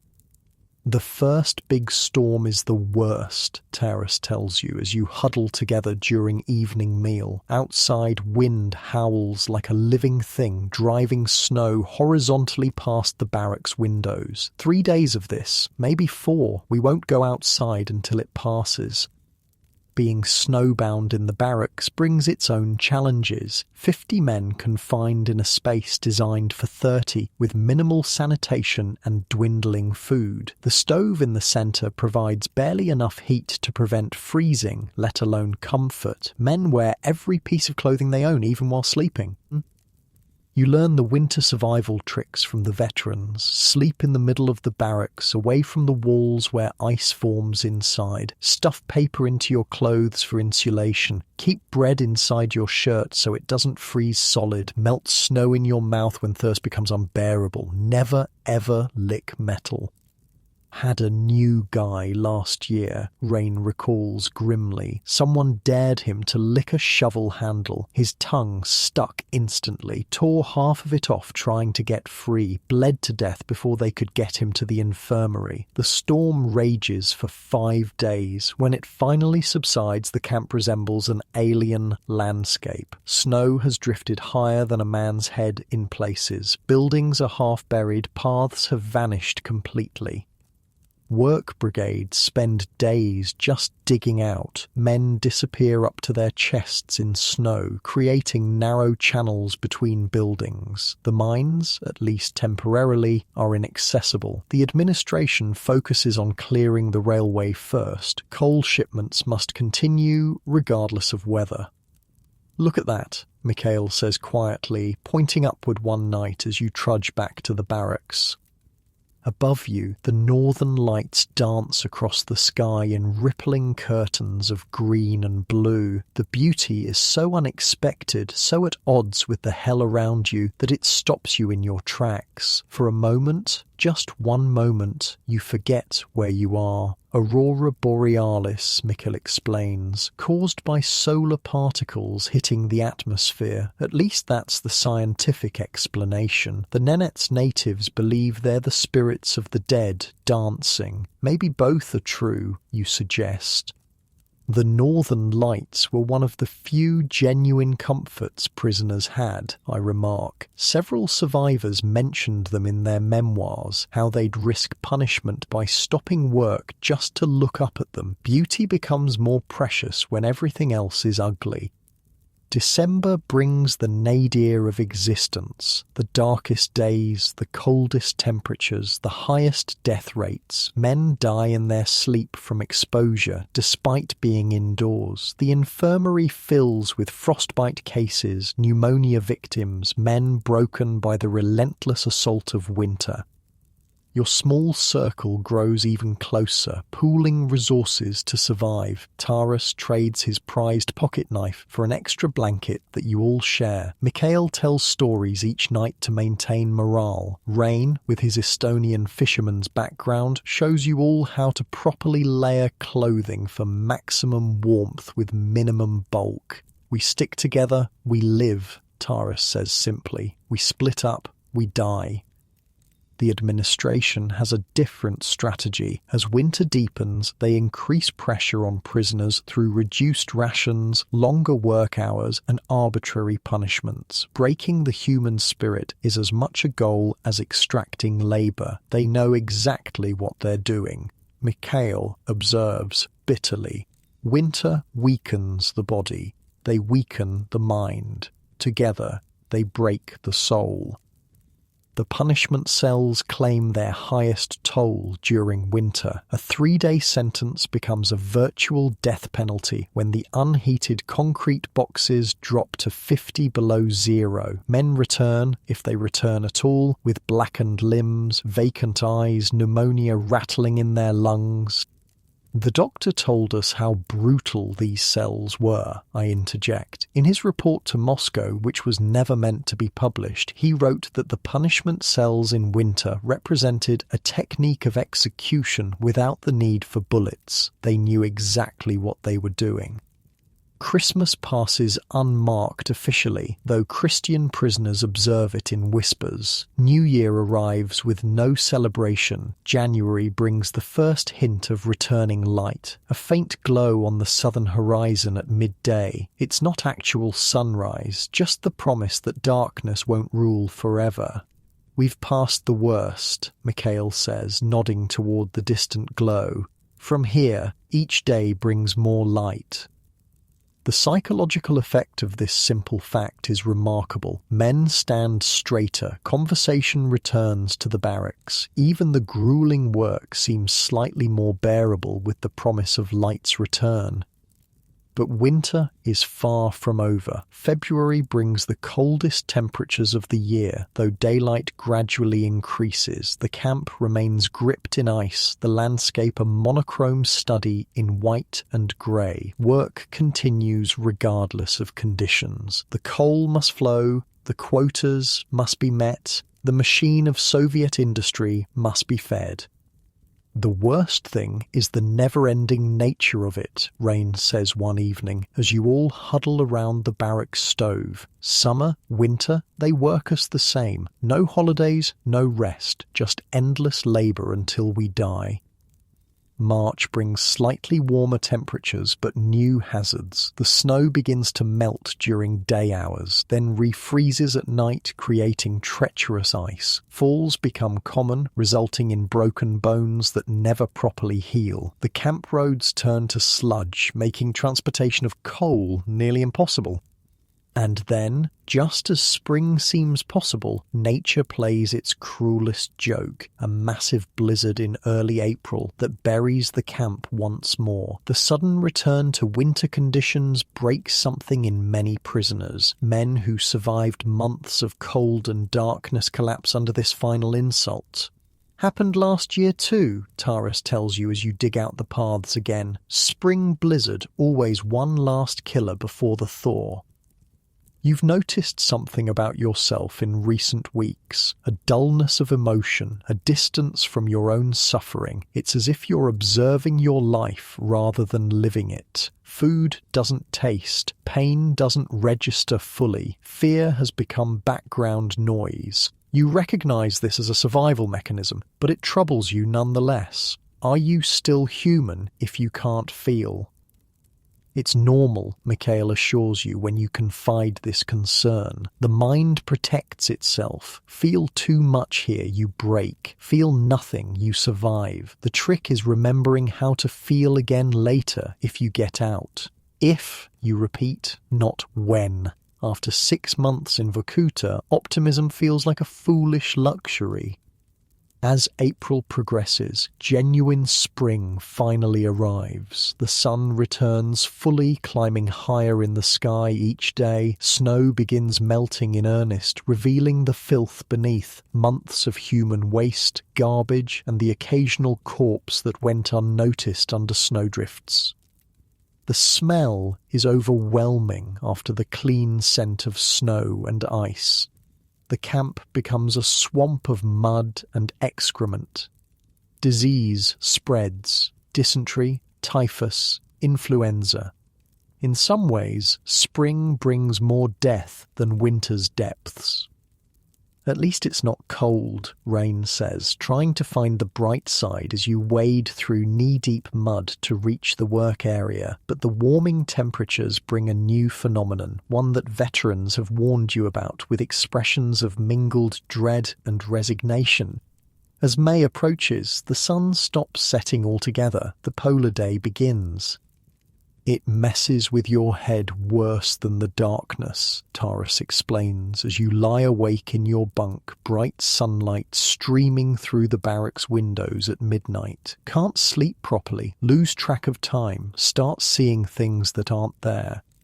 For 3 months, from late May to early August, the sun will never set at Vorkuta. Constant daylight, 24 hours a day. The administration issues no eye covers, no additional window coverings. Sleep becomes fragmented, insufficient. Men grow irritable, then irrational.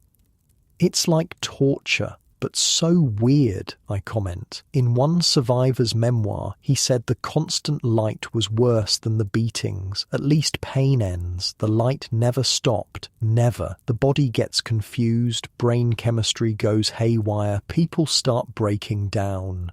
The unnatural light creates surreal scenes. Men working night shifts under a bright sun, guards conducting 3 a.m. roll calls in broad daylight. The usual rhythm of day and night disappears, replaced by an endless, disorienting present. The Nenets natives prepare for this, Mikhail explains, always ready with a scientific or cultural perspective. They adjust their sleep patterns gradually. We just get thrown into it. No wonder it drives men mad. You develop your own coping methods, a cloth tied over your eyes when sleeping, mental discipline to maintain a sense of time despite the sun's position, regular routines regardless of the light, but still the constant brightness wears on you, creating a persistent headache, a sense of unreality. The summer brings unexpected hazards. Melting permafrost releases rotting vegetation and corpses from previous years, contaminating the camp's water supply. Mosquitoes appear in staggering numbers, clouds so thick they can choke a man who breathes them in. The barracks become stifling, airless ovens under the constant sun. "I'll take winter," groans Pavel, swatting futilely at the insects swarming around his face. His amputation wound has become infected in the warm, unsanitary conditions. At least you can add more clothes in the cold, can't take off your skin in the heat. The constant light affects different prisoners in different ways. Some become manic, talking rapidly, working with feverish energy until they collapse. Others sink into depression, moving like automatons, responding to questions with vacant stares. Arguments escalate to violence more quickly. The infirmary reports more self-inflicted injuries. You find yourself experiencing strange phenomena, moments when the world seems to shift slightly, as if reality itself is becoming unmoored. Colours appear more vivid, then suddenly desaturated. Time stretches and contracts unpredictably. You catch yourself having conversations with people who aren't there. "It's the light," Mikhail explains when you describe these episodes. Sleep deprivation combined with exhaustion and malnutrition. Little hallucinations. We all get them during polar day. They'll pass when the darkness returns. The administration seems to understand the psychological effects of the constant light and uses it to their advantage. Inspections increase, punishments become more frequent, guards provoke prisoners deliberately, knowing their frayed mental state will lead to infractions that justify brutal responses. "They're farming reactions," Taras observes grimly, planting seeds of irritation, harvesting excuses for violence. By July, you've been in Vorkuta nearly 9 months. Your body has changed dramatically. Weight lost, muscles hardened by labour, skin weathered by extremes of temperature, lungs damaged by coal dust. But the psychological changes are more profound. You've adapted to a world that would have seemed impossible to your former self. The human capacity for adaptation is remarkable, I note. People survive conditions that should be unsurvivable. The cost is high, though. One survivor told me, "I lived through Vorkuta, but parts of me died there forever." As August approaches, the sun finally begins to set again, if only briefly. The first true night in 3 months brings an almost religious celebration in the barracks. Men weep with relief at the simple gift of darkness, the return of sleep's embrace. "We made it," Rain says quietly, as you all watch the sun dip below the horizon for a short 2 hours. Through winter's night and summer's day, the worst is behind us now. But veterans know better. Autumn brings its own challenges. Cold rains, early snow, the knowledge that another winter is approaching, and winter, when it comes again, will be just as deadly as before. Perhaps more so, given your weakened condition after a year in the Gulag. One season at a time, Mikhail advises. That's all we can manage. You've completed the full cycle of Vorkuta's seasons. The dark winter, the muddy spring, the bright summer, the brief autumn. You've experienced the polar night and the polar day, the extremes of cold and the unexpected miseries of heat. You've watched how these natural phenomena become weapons in the hands of those who run the camp, tools to break those already bent by hunger and exhaustion.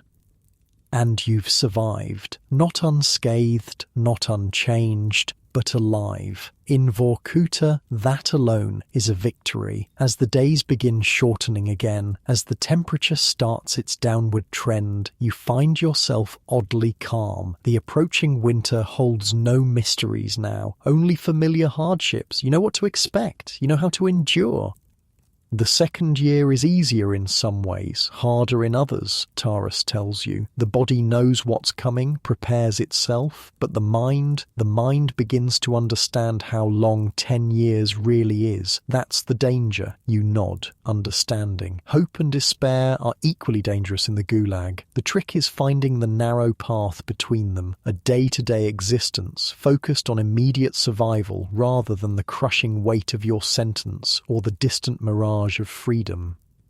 As summer fades into autumn, as the cycle prepares to repeat, you realize you've gained something unexpected in this place of loss, a visceral understanding of human endurance, of adaptation, of survival against impossible odds. Whether that knowledge will save you or haunt you remains to be seen. The seasons turn in their eternal cycle, and in Vorkuta the prisoners turn with them, like planets around a sun they cannot escape.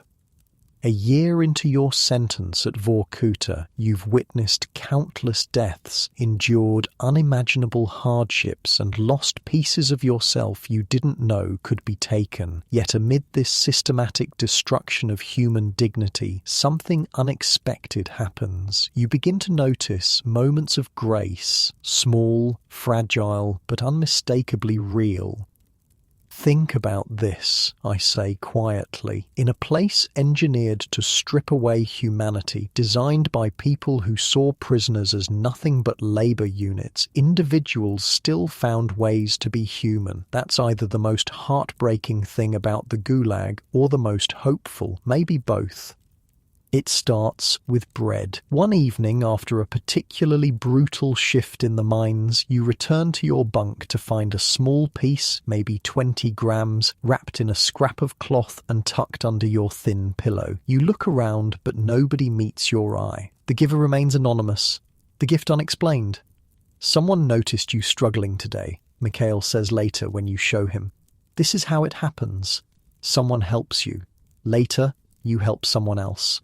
The circle continues. In a world where stealing bread means death, giving it away is a profound act of resistance. You eat the small piece slowly, savouring each crumb, wondering at the courage of whoever sacrificed their own survival for yours. The next week, you notice a young newcomer, a Georgian boy, barely 18, trembling with cold and fear during his first roll call. When the guards aren't looking, you slip him your mittens, crude things made from scraps, but better than bare hands against metal tools. His look of gratitude stays with you for days. You're learning, Taras approves when he sees the exchange. This is how we stay human.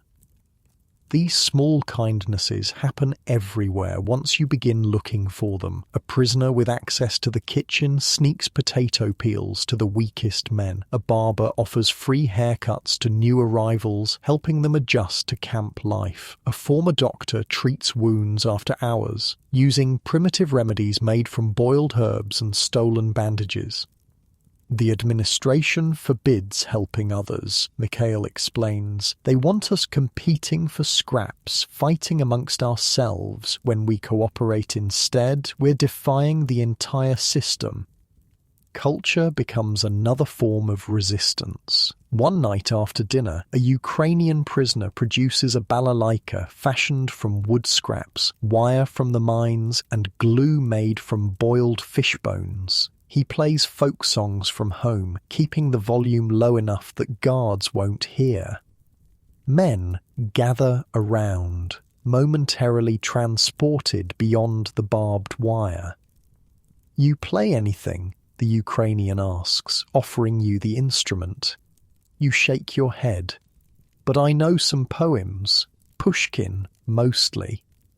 "Recite one," someone urges. "We need words as much as music." And so you find yourself reciting poetry memorized in school years ago, your voice gaining strength as forgotten verses return. The men listen in perfect silence, hungry for beauty in a world of ugliness.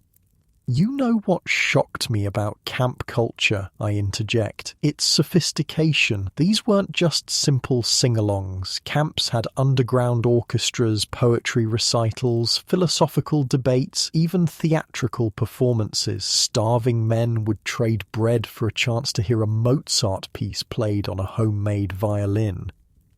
Education thrives despite official prohibition. A former university professor teaches calculus to interested prisoners using a stick to write equations in the snow. A linguist offers language lessons during meal breaks, helping men learn English or German in preparation for a future they may never see. Knowledge becomes treasure passed from mind to mind without physical trace. You find yourself teaching what you know, literature, history, bits of foreign language. Your students attend secret classes during brief rest periods or the few minutes before lights out. The guards either don't notice or choose to ignore these gatherings as harmless. "Teaching helps me remember who I was," you tell Mikhail one night, "before I became prisoner number 1731. "That's exactly why it matters," he replies. "The system wants you to forget. Remembering is rebellion." Art appears in unexpected places. A prisoner with access to coloured pencils creates tiny, intricate drawings on scraps of paper, trading them for extra bread or tobacco. Another carves figures from bits of coal, birds in flight, animals, scenes from happier times. These small creations pass from hand to hand, cherished like priceless artifacts. One day, you discover Pavel, the one-legged bootmaker, creating a masterpiece in his workshop. Using scraps of leather, thread, and boot blacking, he's fashioned a detailed map of Moscow, complete with tiny representations of famous buildings. "For my son," he explains when he catches you staring. "When I get out, I'll show him where I used to live, where I proposed to his mother, where I want to take him someday." The map could be considered contraband. Anything that might aid escape is forbidden. But Pavel's creation isn't about escape, it's about remembrance, about maintaining a connection to a world beyond Vorkuta. "I'll never tell anyone," you assure him. His smile is worth more than any bread ration. It's funny, I reflect. The creative impulse can't be killed, even in the worst conditions, maybe especially in the worst conditions. Survivors' accounts are full of stories about secret art, underground literature, music made from scraps. Wherever humans exist, art follows. Romance survives even in this harsh environment. Though men and women are segregated in different camp sections, they find ways to communicate, to maintain connections, to nurture what the Soviets would call bourgeois sentimentality, but what everyone else recognizes as love. You witness one such romance blossoming between Rain and a young Lithuanian woman named Marta, who works in the camp laundry. They exchange notes hidden in clothing sent for washing. They steal glances during the rare mixed work assignments. They risk punishment to stand near the fence, separating the male and female zones, talking in whispers about lives they once had and futures they still dare to imagine. It's madness, Taurus comments when he notices the relationship. Love in this place, like growing flowers in a coal mine. Maybe that's why it matters, you suggest, precisely because it's impossible. Faith endures despite official atheism. Religious prisoners maintain their practices in secret. Orthodox Christians crossing themselves before meals, Muslims praying silently during work breaks, Jews observing high holidays through whispered prayers and small rituals. Father Sergei, the elderly Orthodox priest, holds clandestine services in the latrines where guards rarely venture. You attend one of these services out of curiosity rather than faith, standing among 24 men in the foul-smelling space, hearing ancient prayers spoken with quiet conviction. You find unexpected comfort, not in the religion itself perhaps, but in the unbreakable human spirit it represents. God sees us here, Father Sergei assures his congregation. Even in this place, perhaps especially in this place. Whether true or not, the belief itself seems to strengthen those who hold it. Men return to their bunks with straighter backs, steadier hands, eyes that hold something besides despair. Faith is complicated in the camps, I note. Some lost it completely, asking how God could allow such suffering. Others found deeper belief, insisting that spiritual freedom was the one thing the Soviets couldn't take. Either way, the questions mattered. Humour becomes a lifeline, perhaps the most surprising survival tool. Not light-hearted jokes or easy laughter, those died quickly in the cold. Instead, a darker, sharper wit emerges, a gallows humour that acknowledges horrors while refusing to be crushed by them. "Did you hear?" a miner asks during dinner. "They're reducing our workday to 14 hours. How generous," another replies. "That leaves a whole 10 hours for sleeping, eating, roll call, and dying." Men laugh softly, recognizing the bitter truth beneath the joke. Even the darkest humor reminds you that you're still thinking, still observing, still capable of seeing the absurdity in your situation. Hear about the new camp slogan? Mikhail whispers one evening. "Work to live, live to work, preferably neither for very long." The guards have their own unwitting contributions to camp humour. The political officer delivers monthly lectures on Soviet achievements and the glorious future awaiting the workers' paradise, all while addressing men being worked to death. The irony is so thick it's almost tangible. "Comrade Stalin sends his regards," Taurus deadpans after one such lecture. "He hopes we're enjoying our rehabilitation." Even in the mines, far from guard hearing, small jokes circulate. Men name particularly stubborn coal seams after Soviet officials. They create elaborate fictional biographies for the rats that scurry along tunnel floors. They hold mock socialist competitions to see who can look busy while doing absolutely nothing. Or laughter was medicine, I explain. Several survivors told me that the ability to laugh at their situation, even darkly, kept them sane. The moment you lost your sense of humour was often when hope began to die. Friendship deepens beyond mere survival alliances. Your small circle, Mikhail, Taras, Rain, and now Pavel, has become something like family. You share what little you have, watch each other's backs, provide the human connection necessary for survival. One night, Mikhail falls ill with fever. The official procedure is to report to the infirmary, but winter admissions often return as corpses. Instead, your group pools resources. Taras trades his tobacco ration for extra bread. Rain sacrifices his mittens to keep Mikhail warm. Pavel bribes a kitchen worker for hot water. You take turns sitting with him through the night, cooling his forehead with snow, making sure he drinks. By morning, the fever breaks. Mikhail recovers without official notice. The administration loses another opportunity to record a death. "This is how we win," he says weakly when he's able to speak again. "Not by escaping, not by surviving our sentences, but by remaining human when they want us to be animals." Small acts of defiance occur daily, not dramatic enough to trigger punishment, but significant to those who perform them. Prisoners purposely misunderstand ridiculous orders. They work slowly when guards aren't watching. They create their own internal justice system to resolve disputes without administrative involvement.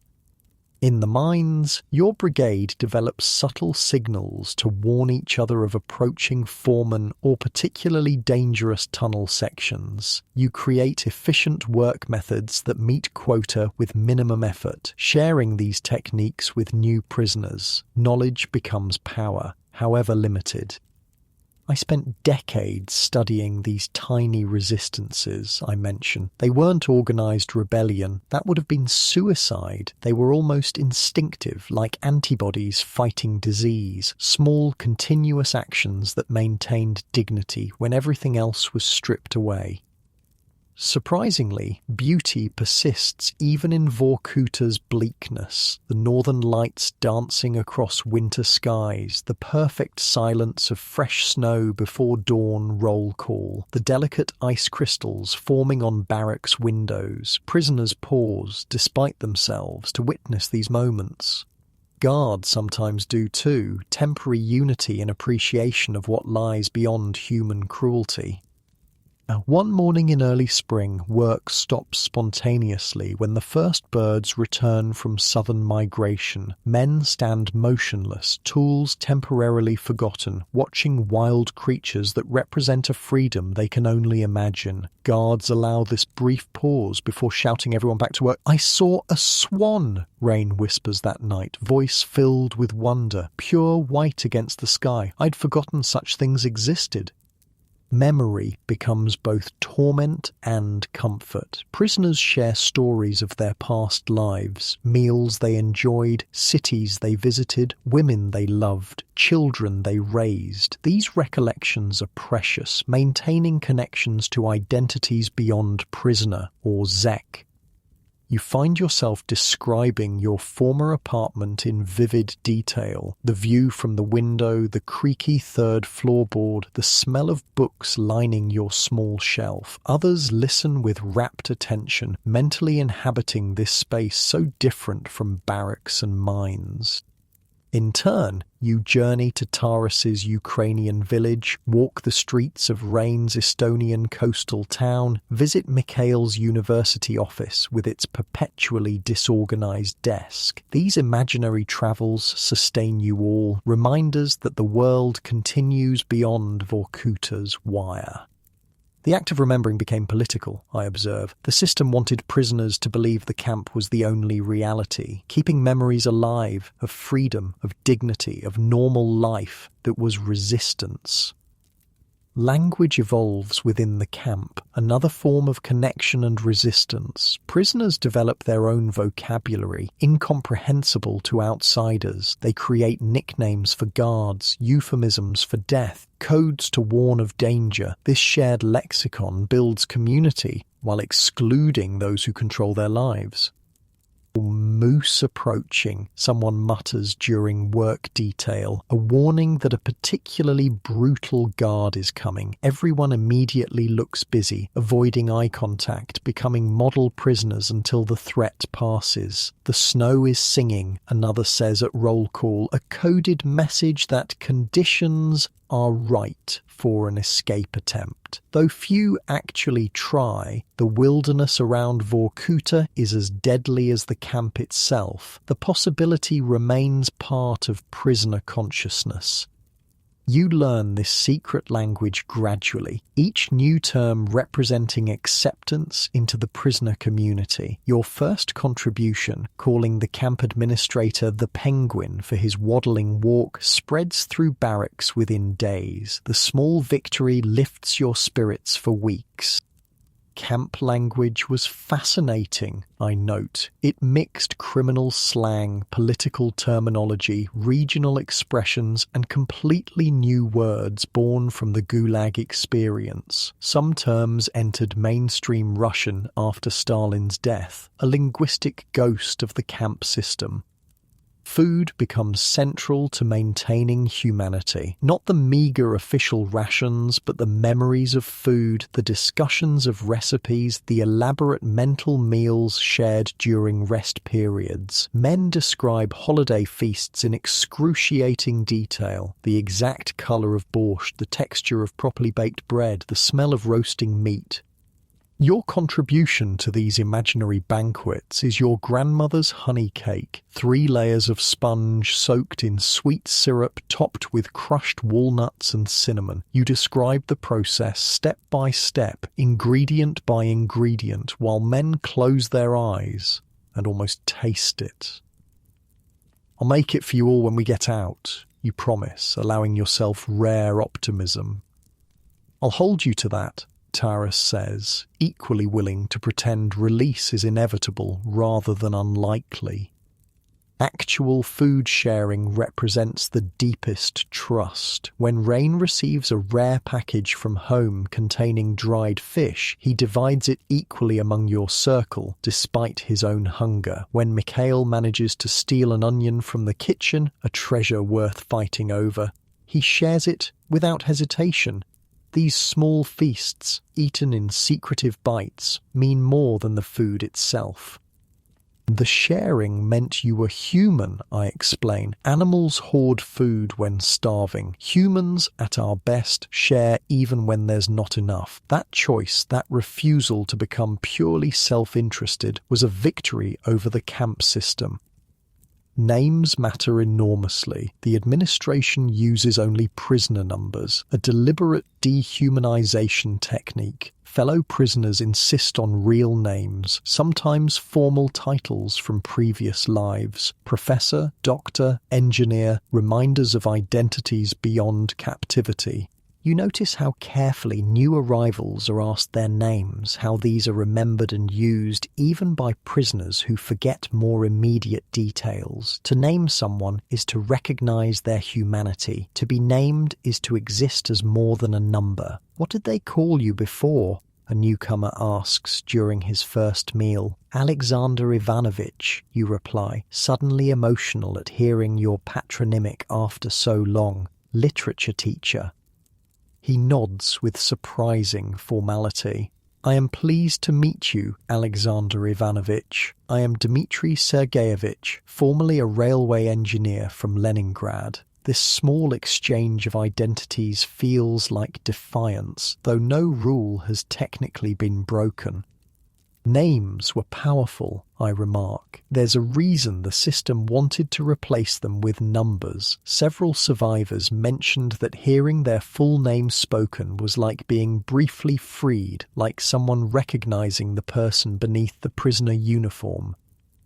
Music emerges spontaneously, created from whatever materials are available. A Ukrainian builds a primitive violin using wood scraps and wire from the mines. A Georgian creates percussion instruments from tin food containers filled with pebbles. Men sing softly after evening roll call, folk songs from their homelands, revolutionary anthems with lyrics subtly changed to mock Soviet leadership, lullabies remembered from childhood. The camp administration tolerates this within limits, recognizing that music provides a release that might prevent more dangerous expressions of resistance, but they monitor content carefully, punishing any overtly political performances. You contribute a few Russian folk songs learned in school, your voice rusty from disuse but growing stronger with practice. The familiar melodies connect you to a cultural heritage that exists beyond political imprisonment, beyond the arbitrary borders of Soviet republics. Or music transcended national differences, I note. Men who couldn't communicate through language could still share songs, still recognize melodies from neighboring regions. Music became a universal language when words failed. Stories become currency, particularly among prisoners with literary backgrounds. Mikhail recounts classics from memory, Tolstoy, Dostoevsky, Chekhov, for audiences who listen with complete attention. Others share folk tales from their regions, family histories, even plots from foreign novels smuggled into the Soviet Union before the war. You begin creating original stories, surprised to discover this talent in yourself. Simple tales at first, adventures set in distant lands, mysteries with clever detectives, romances with happy endings. Your fellow prisoners request specific elements, mountains, forests, cities they've never seen. You weave these together, creating temporary escapes from Vorkuta's confines. "When did you start writing?" Mikhail asks after one such session. "I'm not writing," you clarify, "just speaking." "It's writing without paper," he insists. "You should remember these stories for when we're free. They're good, Alexander. They matter. The idea that anything created in Vorkuta might have value beyond immediate distraction seems absurd, yet you find yourself mentally recording your stories, refining them, imagining them existing outside this place. Many Gulag survivors became writers after release, I mention. Solzhenitsyn is the most famous, but there were dozens of others. They developed their craft in the camps, telling stories to fellow prisoners, mentally composing when physical writing was impossible. The camps tried to silence voices, but ended up creating powerful ones instead. The final, most profound form of humanity you witness emerges from the most unlikely source, the dying. Men who know their end is near often show remarkable grace, concern for others, even forgiveness toward their captors. An old Estonian prisoner, wasting away from tuberculosis, spends his final days teaching young men his native folk songs, insisting this cultural knowledge must continue. A former Moscow professor distributes his few possessions thoughtfully, his extra socks to a young newcomer, his prized metal cup to a friend who shared his bread, his secret stash of tea leaves to the barrack's elder who protected him from bullying. Most moving is the death of an elderly Ukrainian farmer who calls your small circle to his bunk one evening. "I'm going soon," he says matter-of-factly. "Tonight, probably, I want witnesses." He proceeds to recite names, dozens of them, people from his village who died during the forced collectivization famine, neighbors arrested during the purges, fellow prisoners who perished in Vorkuta. Each name is spoken clearly, deliberately, a final testament to lives the Soviet system tried to erase. "Remember them," he urges. "If any of you survive, remember them." He dies before morning roll call. The guards remove his body unceremoniously, but that night your circle gathers and repeats the names he entrusted to you, a promise kept to a man who asked only for memory as his final request. That's humanity, I say softly. Caring about legacy, about remembrance, about something beyond your own survival, even at the end, choosing to be more than what the camp reduced you to. As your second year in Vorkuta continues, these moments of connection and resistance become increasingly important. The physical hardships remain overwhelming, the hunger, the cold, the exhaustion, the illness, but these small assertions of humanity provide something the Soviet system never intended, meaning amid suffering, dignity amid degradation. "We can't beat them," Taras acknowledges one night as your circle shares a rare treat, a small piece of sausage from Pavel's care package. "We'll never overpower the guards, never escape this place. Most of us won't survive our sentences. So why resist at all?" you ask. "Why bother with any of this?" Mikhail answers after a thoughtful silence. Because the purpose of this place isn't just to extract our labor before we die, it's to prove that humans are nothing but animals, that under enough pressure we'll abandon all dignity, all morality, all connection, that their vision of humanity is correct. And it isn't, Rain adds simply. Oh no, Mikhail agrees. It isn't. So every time we share bread or tell stories or help the sick or create beauty, we're proving them wrong, and that matters whether we survive or not. You consider this as you all sit in companionable silence, the small piece of sausage long gone, but the taste of it and the sharing of it lingering. Perhaps, you think, this is the truest form of resistance available in Vorkuta, not grand gestures of defiance, not escape attempts doomed to failure, but the daily, quiet insistence on remaining human in a place designed to destroy humanity. A small victory, but a real one. In early March 1953, a whisper passes through Vorkuta like a ghost. Stalin is ill. Nobody knows the source of this information. Nobody dares ask the guards directly. But the rumour spreads from barracks to barracks, mine to mine, carrying with it something prisoners have learned to live without: hope. Can it be true? Rain asks during a rare rest moment in the mine tunnels, voice barely audible over the distant clanking of carts. Don't, Taurus warns, glancing around for informers. Don't even think it, but everyone is thinking it. The possibility of Stalin's death hangs in the air, unspoken but omnipresent. For most prisoners, Stalin is not just a man, but the embodiment of the system that imprisoned them. His death would mean what? Nobody knows exactly, but change seems inevitable. This period was fascinating, I explain quietly. The prisoners had better information networks than you'd imagine. Somehow, news of Stalin's illness reached Vorkuta almost as soon as it happened, passing through this elaborate underground grapevine.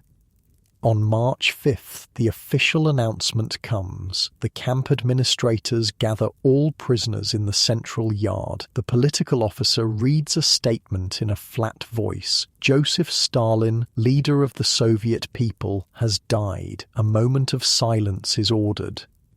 You stand in formation, head bowed, thoughts racing. Around you, men maintain carefully blank expressions. To show grief would be hypocrisy. To show joy would be suicide. But beneath this manufactured stillness, you sense a current of electricity running through the assembled prisoners. A collective intake of breath, a shift in possibility. That night, the barracks buzz with whispered conversations. What will happen now? Will there be amnesty, changes in the camp system, a new direction for the Soviet Union itself? It's too early to hope, Mikhail cautions. Stalin is dead, but the system remains. Whoever takes control next might be just as brutal. But hope, once awakened, proves difficult to suppress. Over the following weeks, subtle changes appear. Guards seem less confident, looking to each other for cues. Camp administrators hold frequent meetings behind closed doors. Rumours spread of power struggles in Moscow, of factions fighting for control of the party apparatus. When dictators die, there's always a period of uncertainty, I note. The whole system depends on one person's will. Remove that person, and suddenly everyone's scrambling to figure out what happens next.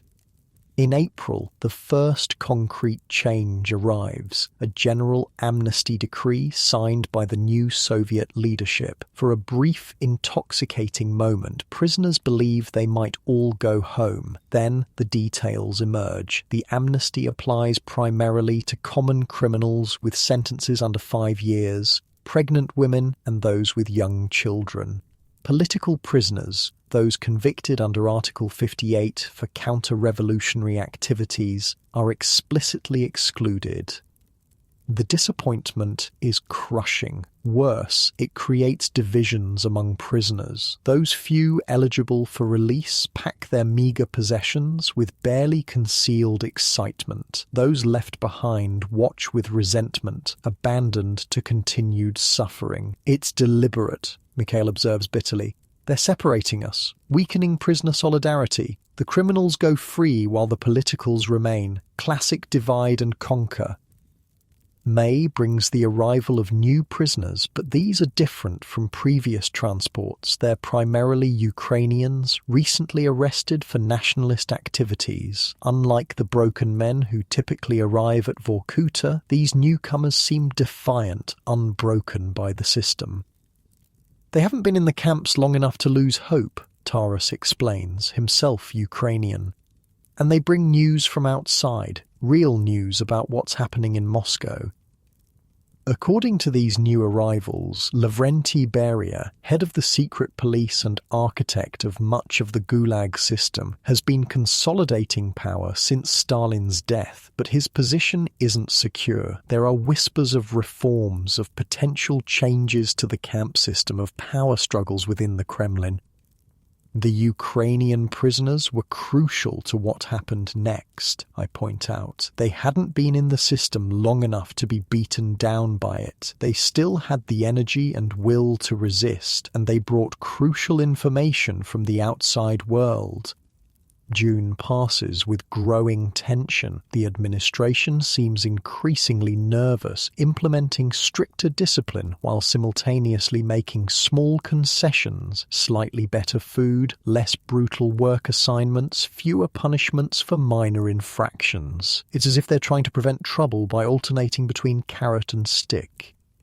In late June, another bombshell. News spreads that Beria has been arrested in Moscow, charged with treason and criminal anti-state activities. The very man who oversaw the imprisonment of millions is now himself imprisoned. The irony is not lost on the camp population. If Beria can fall, anyone can, a prisoner comments during mealtime. The whole system could be changing.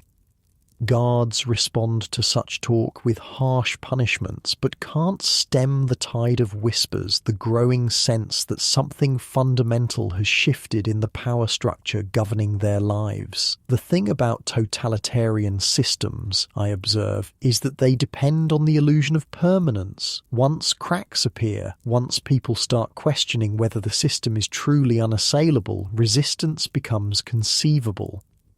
By early July, tension in the camp reaches unprecedented levels. The administration increases guards at key points, random barrack searches become more frequent, suspected troublemakers are isolated in punishment cells, but these measures only confirm what prisoners already sense. The authorities are afraid. The first organised resistance begins not in your sector, but in Mine 7, where conditions are particularly brutal. Workers simply refuse to descend into the shafts one morning. They don't shout, don't make demands, just stand silently at roll call, refusing to move toward the mine entrance. The guards are initially baffled by this passive resistance. They shout, threaten punishment, finally bring in the camp administrator. Negotiations begin. By afternoon, the Mine 7 prisoners return to work, but only after receiving promises of reduced quotas and better food. It worked, spreads through the camp that evening. They actually listened. The success, however small, ignites something. If concessions could be won through peaceful resistance at Mine 7, why not elsewhere? Discussions begin in hushed tones throughout the camp, careful, tentative, but with growing purpose. Your own barracks becomes one node in an expanding network. Mikhail, respected for his intelligence and fairness, is approached by representatives from other sectors. Plans are discussed, proposals debated. The goal isn't escape or violent uprising, both considered suicide, but a coordinated work stoppage to demand improved conditions.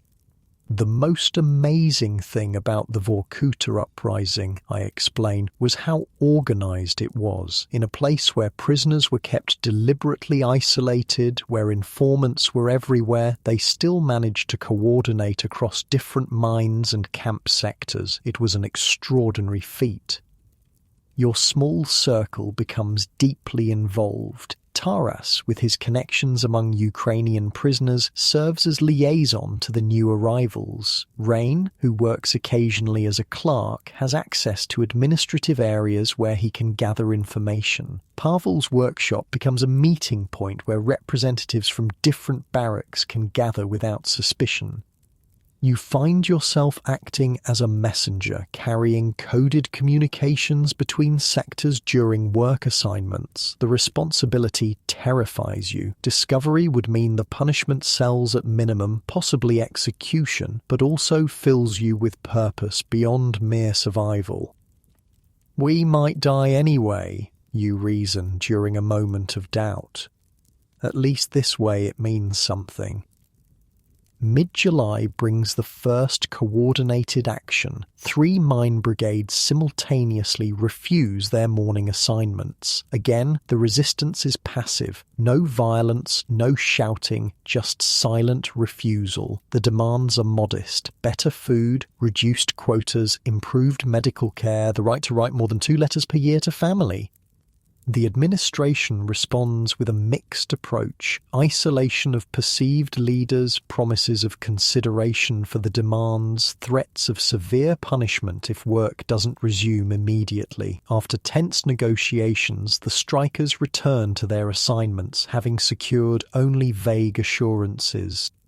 But something has changed. The prisoners have discovered a power they didn't know they possessed: collective action. The administration has revealed its uncertainty, its willingness to negotiate rather than immediately resort to force. What's happening in Vorkuta is unprecedented, Mikhail explains during a secret meeting of representatives. This isn't just about food or letters. We're challenging the foundation of the camp system, the idea that prisoners have no rights, no voice, no humanity. The planning grows more ambitious. Rather than isolated actions by individual brigades, the discussion turns to camp-wide coordination. Representatives from all mine sectors meet in shifting locations: the bathhouse, the repair workshops, even the camp infirmary where sympathetic medical staff provide cover.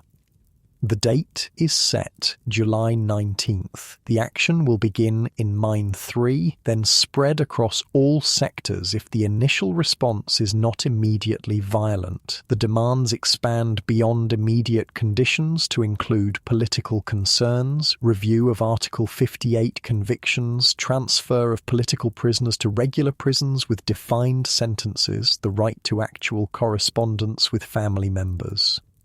We're not asking to be released, Mikhail clarifies during a final planning meeting. We're asking to be treated as human beings with basic rights. Nothing more, nothing less. The night before the planned action, tension in the barracks is palpable. Men check and recheck the hidden supplies they've been accumulating. Extra bread, saved tobacco, medicines stolen from the infirmary. No one expects violence from their side, but the administration's response remains unpredictable. Try to sleep, Taras advises as lights out approaches. Tomorrow will be long, whatever happens. But sleep eludes most of you. The immensity of what you're planning, open defiance of a system designed to crush all resistance, weighs heavily. Many write letters to family members to be passed on if the worst occurs. July 19th dawns grey and cool, typical Vorkuta summer weather. Morning roll call proceeds normally, betraying nothing of what's to come. Men march to their work assignments as they have thousands of times before. At precisely 10:30 a.m, the action begins. In Mine 3, workers lay down their tools and assemble in the main shaft. Their brigade leaders present a document to the foreman, a list of demands signed by all workers. When he refuses to accept it, they sit down, refusing to continue work, until camp administrators address their concerns. Word spreads quickly through the camp's underground communication network. By noon, 4 more mine brigades have joined the action. By evening, nearly half the camp's workforce is participating in what is now openly called a strike, a word previously unthinkable in the context of the Gulag. The initial response was confusion, I note. The camp system wasn't designed to handle organised resistance. Guards and administrators had protocols for dealing with individual troublemakers, even small groups, but hundreds of prisoners acting in concert. They had no playbook for that. The first night of the strike passes without violence. The administration attempts to isolate the action by restricting movement between camp sectors, but the strike has already spread too widely. Representatives from different mines manage to meet despite increased security, coordinating their approach for the next day. By morning, the strike has grown to include over 15,000 prisoners across multiple camp sectors. Work has halted completely in 7 mines. Economic pressure mounts, coal shipments to Moscow and other industrial centres have stopped entirely from Vorkuta, one of the Soviet Union's primary sources. The administration shifts strategy, sending political officers to address gathered strikers. They promise consideration of demands, urge return to work, remind prisoners of potential consequences for their actions. These appeals fall on deaf ears. After years of broken promises, words alone hold no weight. "We require official representatives from Moscow" becomes the unified response across all striking sectors. "We will negotiate only with those who have actual authority to implement changes." Days pass in tense standoff. The administration attempts to drive wedges between different prisoner groups, offering concessions to common criminals if they return to work, threatening political prisoners with transfer to even harsher camps, trying to isolate Ukrainian nationalists as the supposed instigators. These tactics achieve limited success. Some prisoners do return to work, but the core of the strike remains solid. The sense of solidarity transcends national, religious, and criminal political divisions. For perhaps the first time in Vorkuta's history, prisoners act as a unified force. The strike committee created this amazing structure, I explain. They had representatives from each barracks reporting to sector committees who reported to a central coordinating group. They maintained discipline, prevented violence, and kept everyone unified around core demands. It was an extraordinary feat of organisation under impossible circumstances. Your own role continues as messenger between sectors. You witness firsthand the growing confidence among strikers, the increasing nervousness of guards, the frantic meetings of camp administrators. Something truly unprecedented is happening, and no one on either side knows how it will end. A week into the strike, Moscow finally responds. Officials arrive by plane, escorted directly to the camp administration building. Negotiations begin with selected prisoner representatives, older, respected men chosen for their ability to articulate demands clearly and maintain calm. The central demand has evolved into something more fundamental than better conditions. Political prisoners want recognition as prisoners of conscience rather than criminals, with all the rights that distinction implies under Soviet law. "We are not asking for freedom," one representative explains to the Moscow delegation. "We are asking for justice within your own system." The negotiations continue for days, with information filtering back to the general population through the strike committee's communication network. Small concessions are offered: improved food, more liberal correspondence rights, reduced work quotas. But on the central demand, the political status of prisoners, Moscow remains unmoved. The system couldn't grant that core demand, I note. Acknowledging political prisoners as anything other than criminals would undermine the entire ideological foundation of the Gulag. It would mean admitting the Soviet state imprisoned people for their thoughts, not their actions. As negotiations stall, tension rises. Guards receive reinforcements from military units stationed near Vorkuta. Rumours spread of deadlines, ultimatums, possible forcible suppression of the strike. Yet prisoners maintain their peaceful resistance, understanding that violence would provide the perfect excuse for massacre. "We've come too far to turn back," Mikhail tells your barracks one evening, returning from a meeting with the strike committee, "but we've also come too far to throw away our lives needlessly. Whatever happens, remember we've accomplished something extraordinary just by standing together." 2 weeks into the strike, on August 1st, the administration's patience finally ends. Military units surround Mine 29, where the most determined strikers have gathered. An ultimatum is delivered: return to work immediately or face consequences. The strikers refuse. They link arms, forming a human chain around the mine entrance. They sing nationalist songs, religious hymns, revolutionary anthems. They stand, unarmed, as armed soldiers take positions around them. What happens next will be disputed for decades, witnesses giving conflicting accounts. Some say a prisoner made a threatening move. Others claim the soldiers fired without provocation. All agree on the outcome. Automatic weapons open fire on the unarmed strikers. The sound of gunfire echoes across the camp.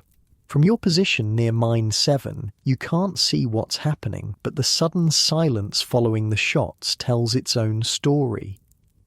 By evening, word spreads of the casualties. Dozens dead, perhaps 60 or more, with hundreds wounded. The exact numbers will never be confirmed. Bodies are removed quickly, buried in unmarked graves beyond the camp perimeter. The wounded receive minimal treatment, many dying of their injuries in the following days.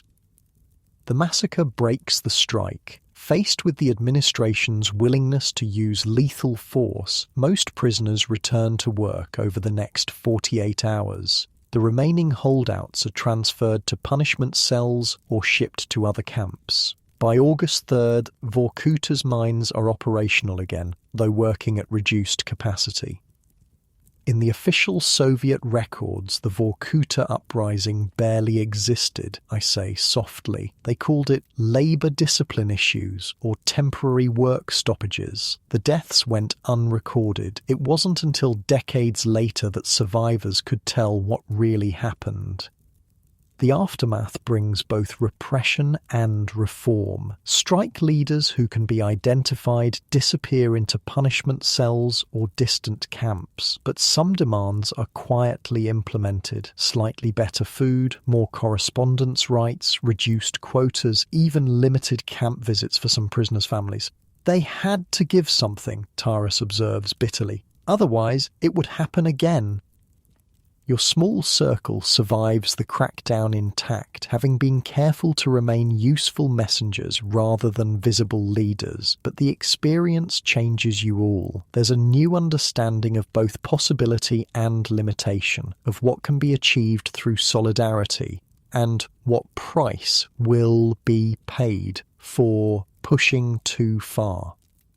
"We didn't win," Mikhail acknowledges during a rare private conversation. "But we weren't defeated either. We proved something to ourselves, to the administration, maybe even to Moscow. What did we prove, you ask? That we're still human, that no matter what they do to us, they can't take that away. Not completely."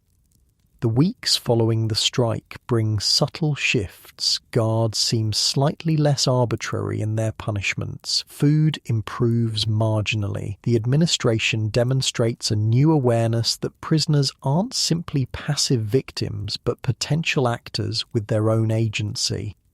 The uprising wasn't a failure, I explain. It was part of a process that eventually led to the dismantling of the entire Gulag system. Not immediately, not completely, but the cracks had appeared. The myth of absolute control was broken. For you personally, the strike marks a transition. You're no longer just surviving Vorkuta, you're bearing witness. The stories you tell in evening barracks, once simple distractions, now include accounts of resistance, of solidarity, of human dignity maintained against impossible odds. Remember the faces, an old prisoner tells you when he learns of your storytelling role. Remember the names. If you survive, tell people what happened here, not just the suffering, but the courage. You promise him you will, and in making that promise, you find something unexpected, a purpose beyond endurance, a reason to continue that transcends mere survival. Summer fades toward autumn, work continues in the mines, the daily struggle against cold, hunger and exhaustion resumes its familiar rhythm. But something has changed, not in the physical reality of Vorkuta, but in the consciousness of those imprisoned there. The possibility of resistance, once demonstrated, cannot be unlearned. The experience of solidarity, however briefly achieved, remains a touchstone. The knowledge that prisoners are not simply isolated victims, but a potential community with shared interests lingers beneath the surface of daily interactions. The most powerful outcome wasn't the concessions they won, I reflect. It was the psychological shift. Once people believe change is possible, their relationship with authority fundamentally changes. Fear loses some of its power. As winter approaches again, bringing its familiar threats of increased cold and darkness, you find yourself facing it differently than the previous year. Not with more optimism, perhaps, but with a deeper sense of connection to those facing it alongside you. The strike has revealed Vorkuta not just as a place of isolation and suffering, but as a community capable of collective action, of solidarity in the face of oppression. That knowledge doesn't make the cold any less bitter or the labour any less grueling, but it provides a context beyond individual survival. You are part of something, however brutal the conditions, however uncertain the future. That belonging offers a kind of strength unavailable to the isolated prisoner.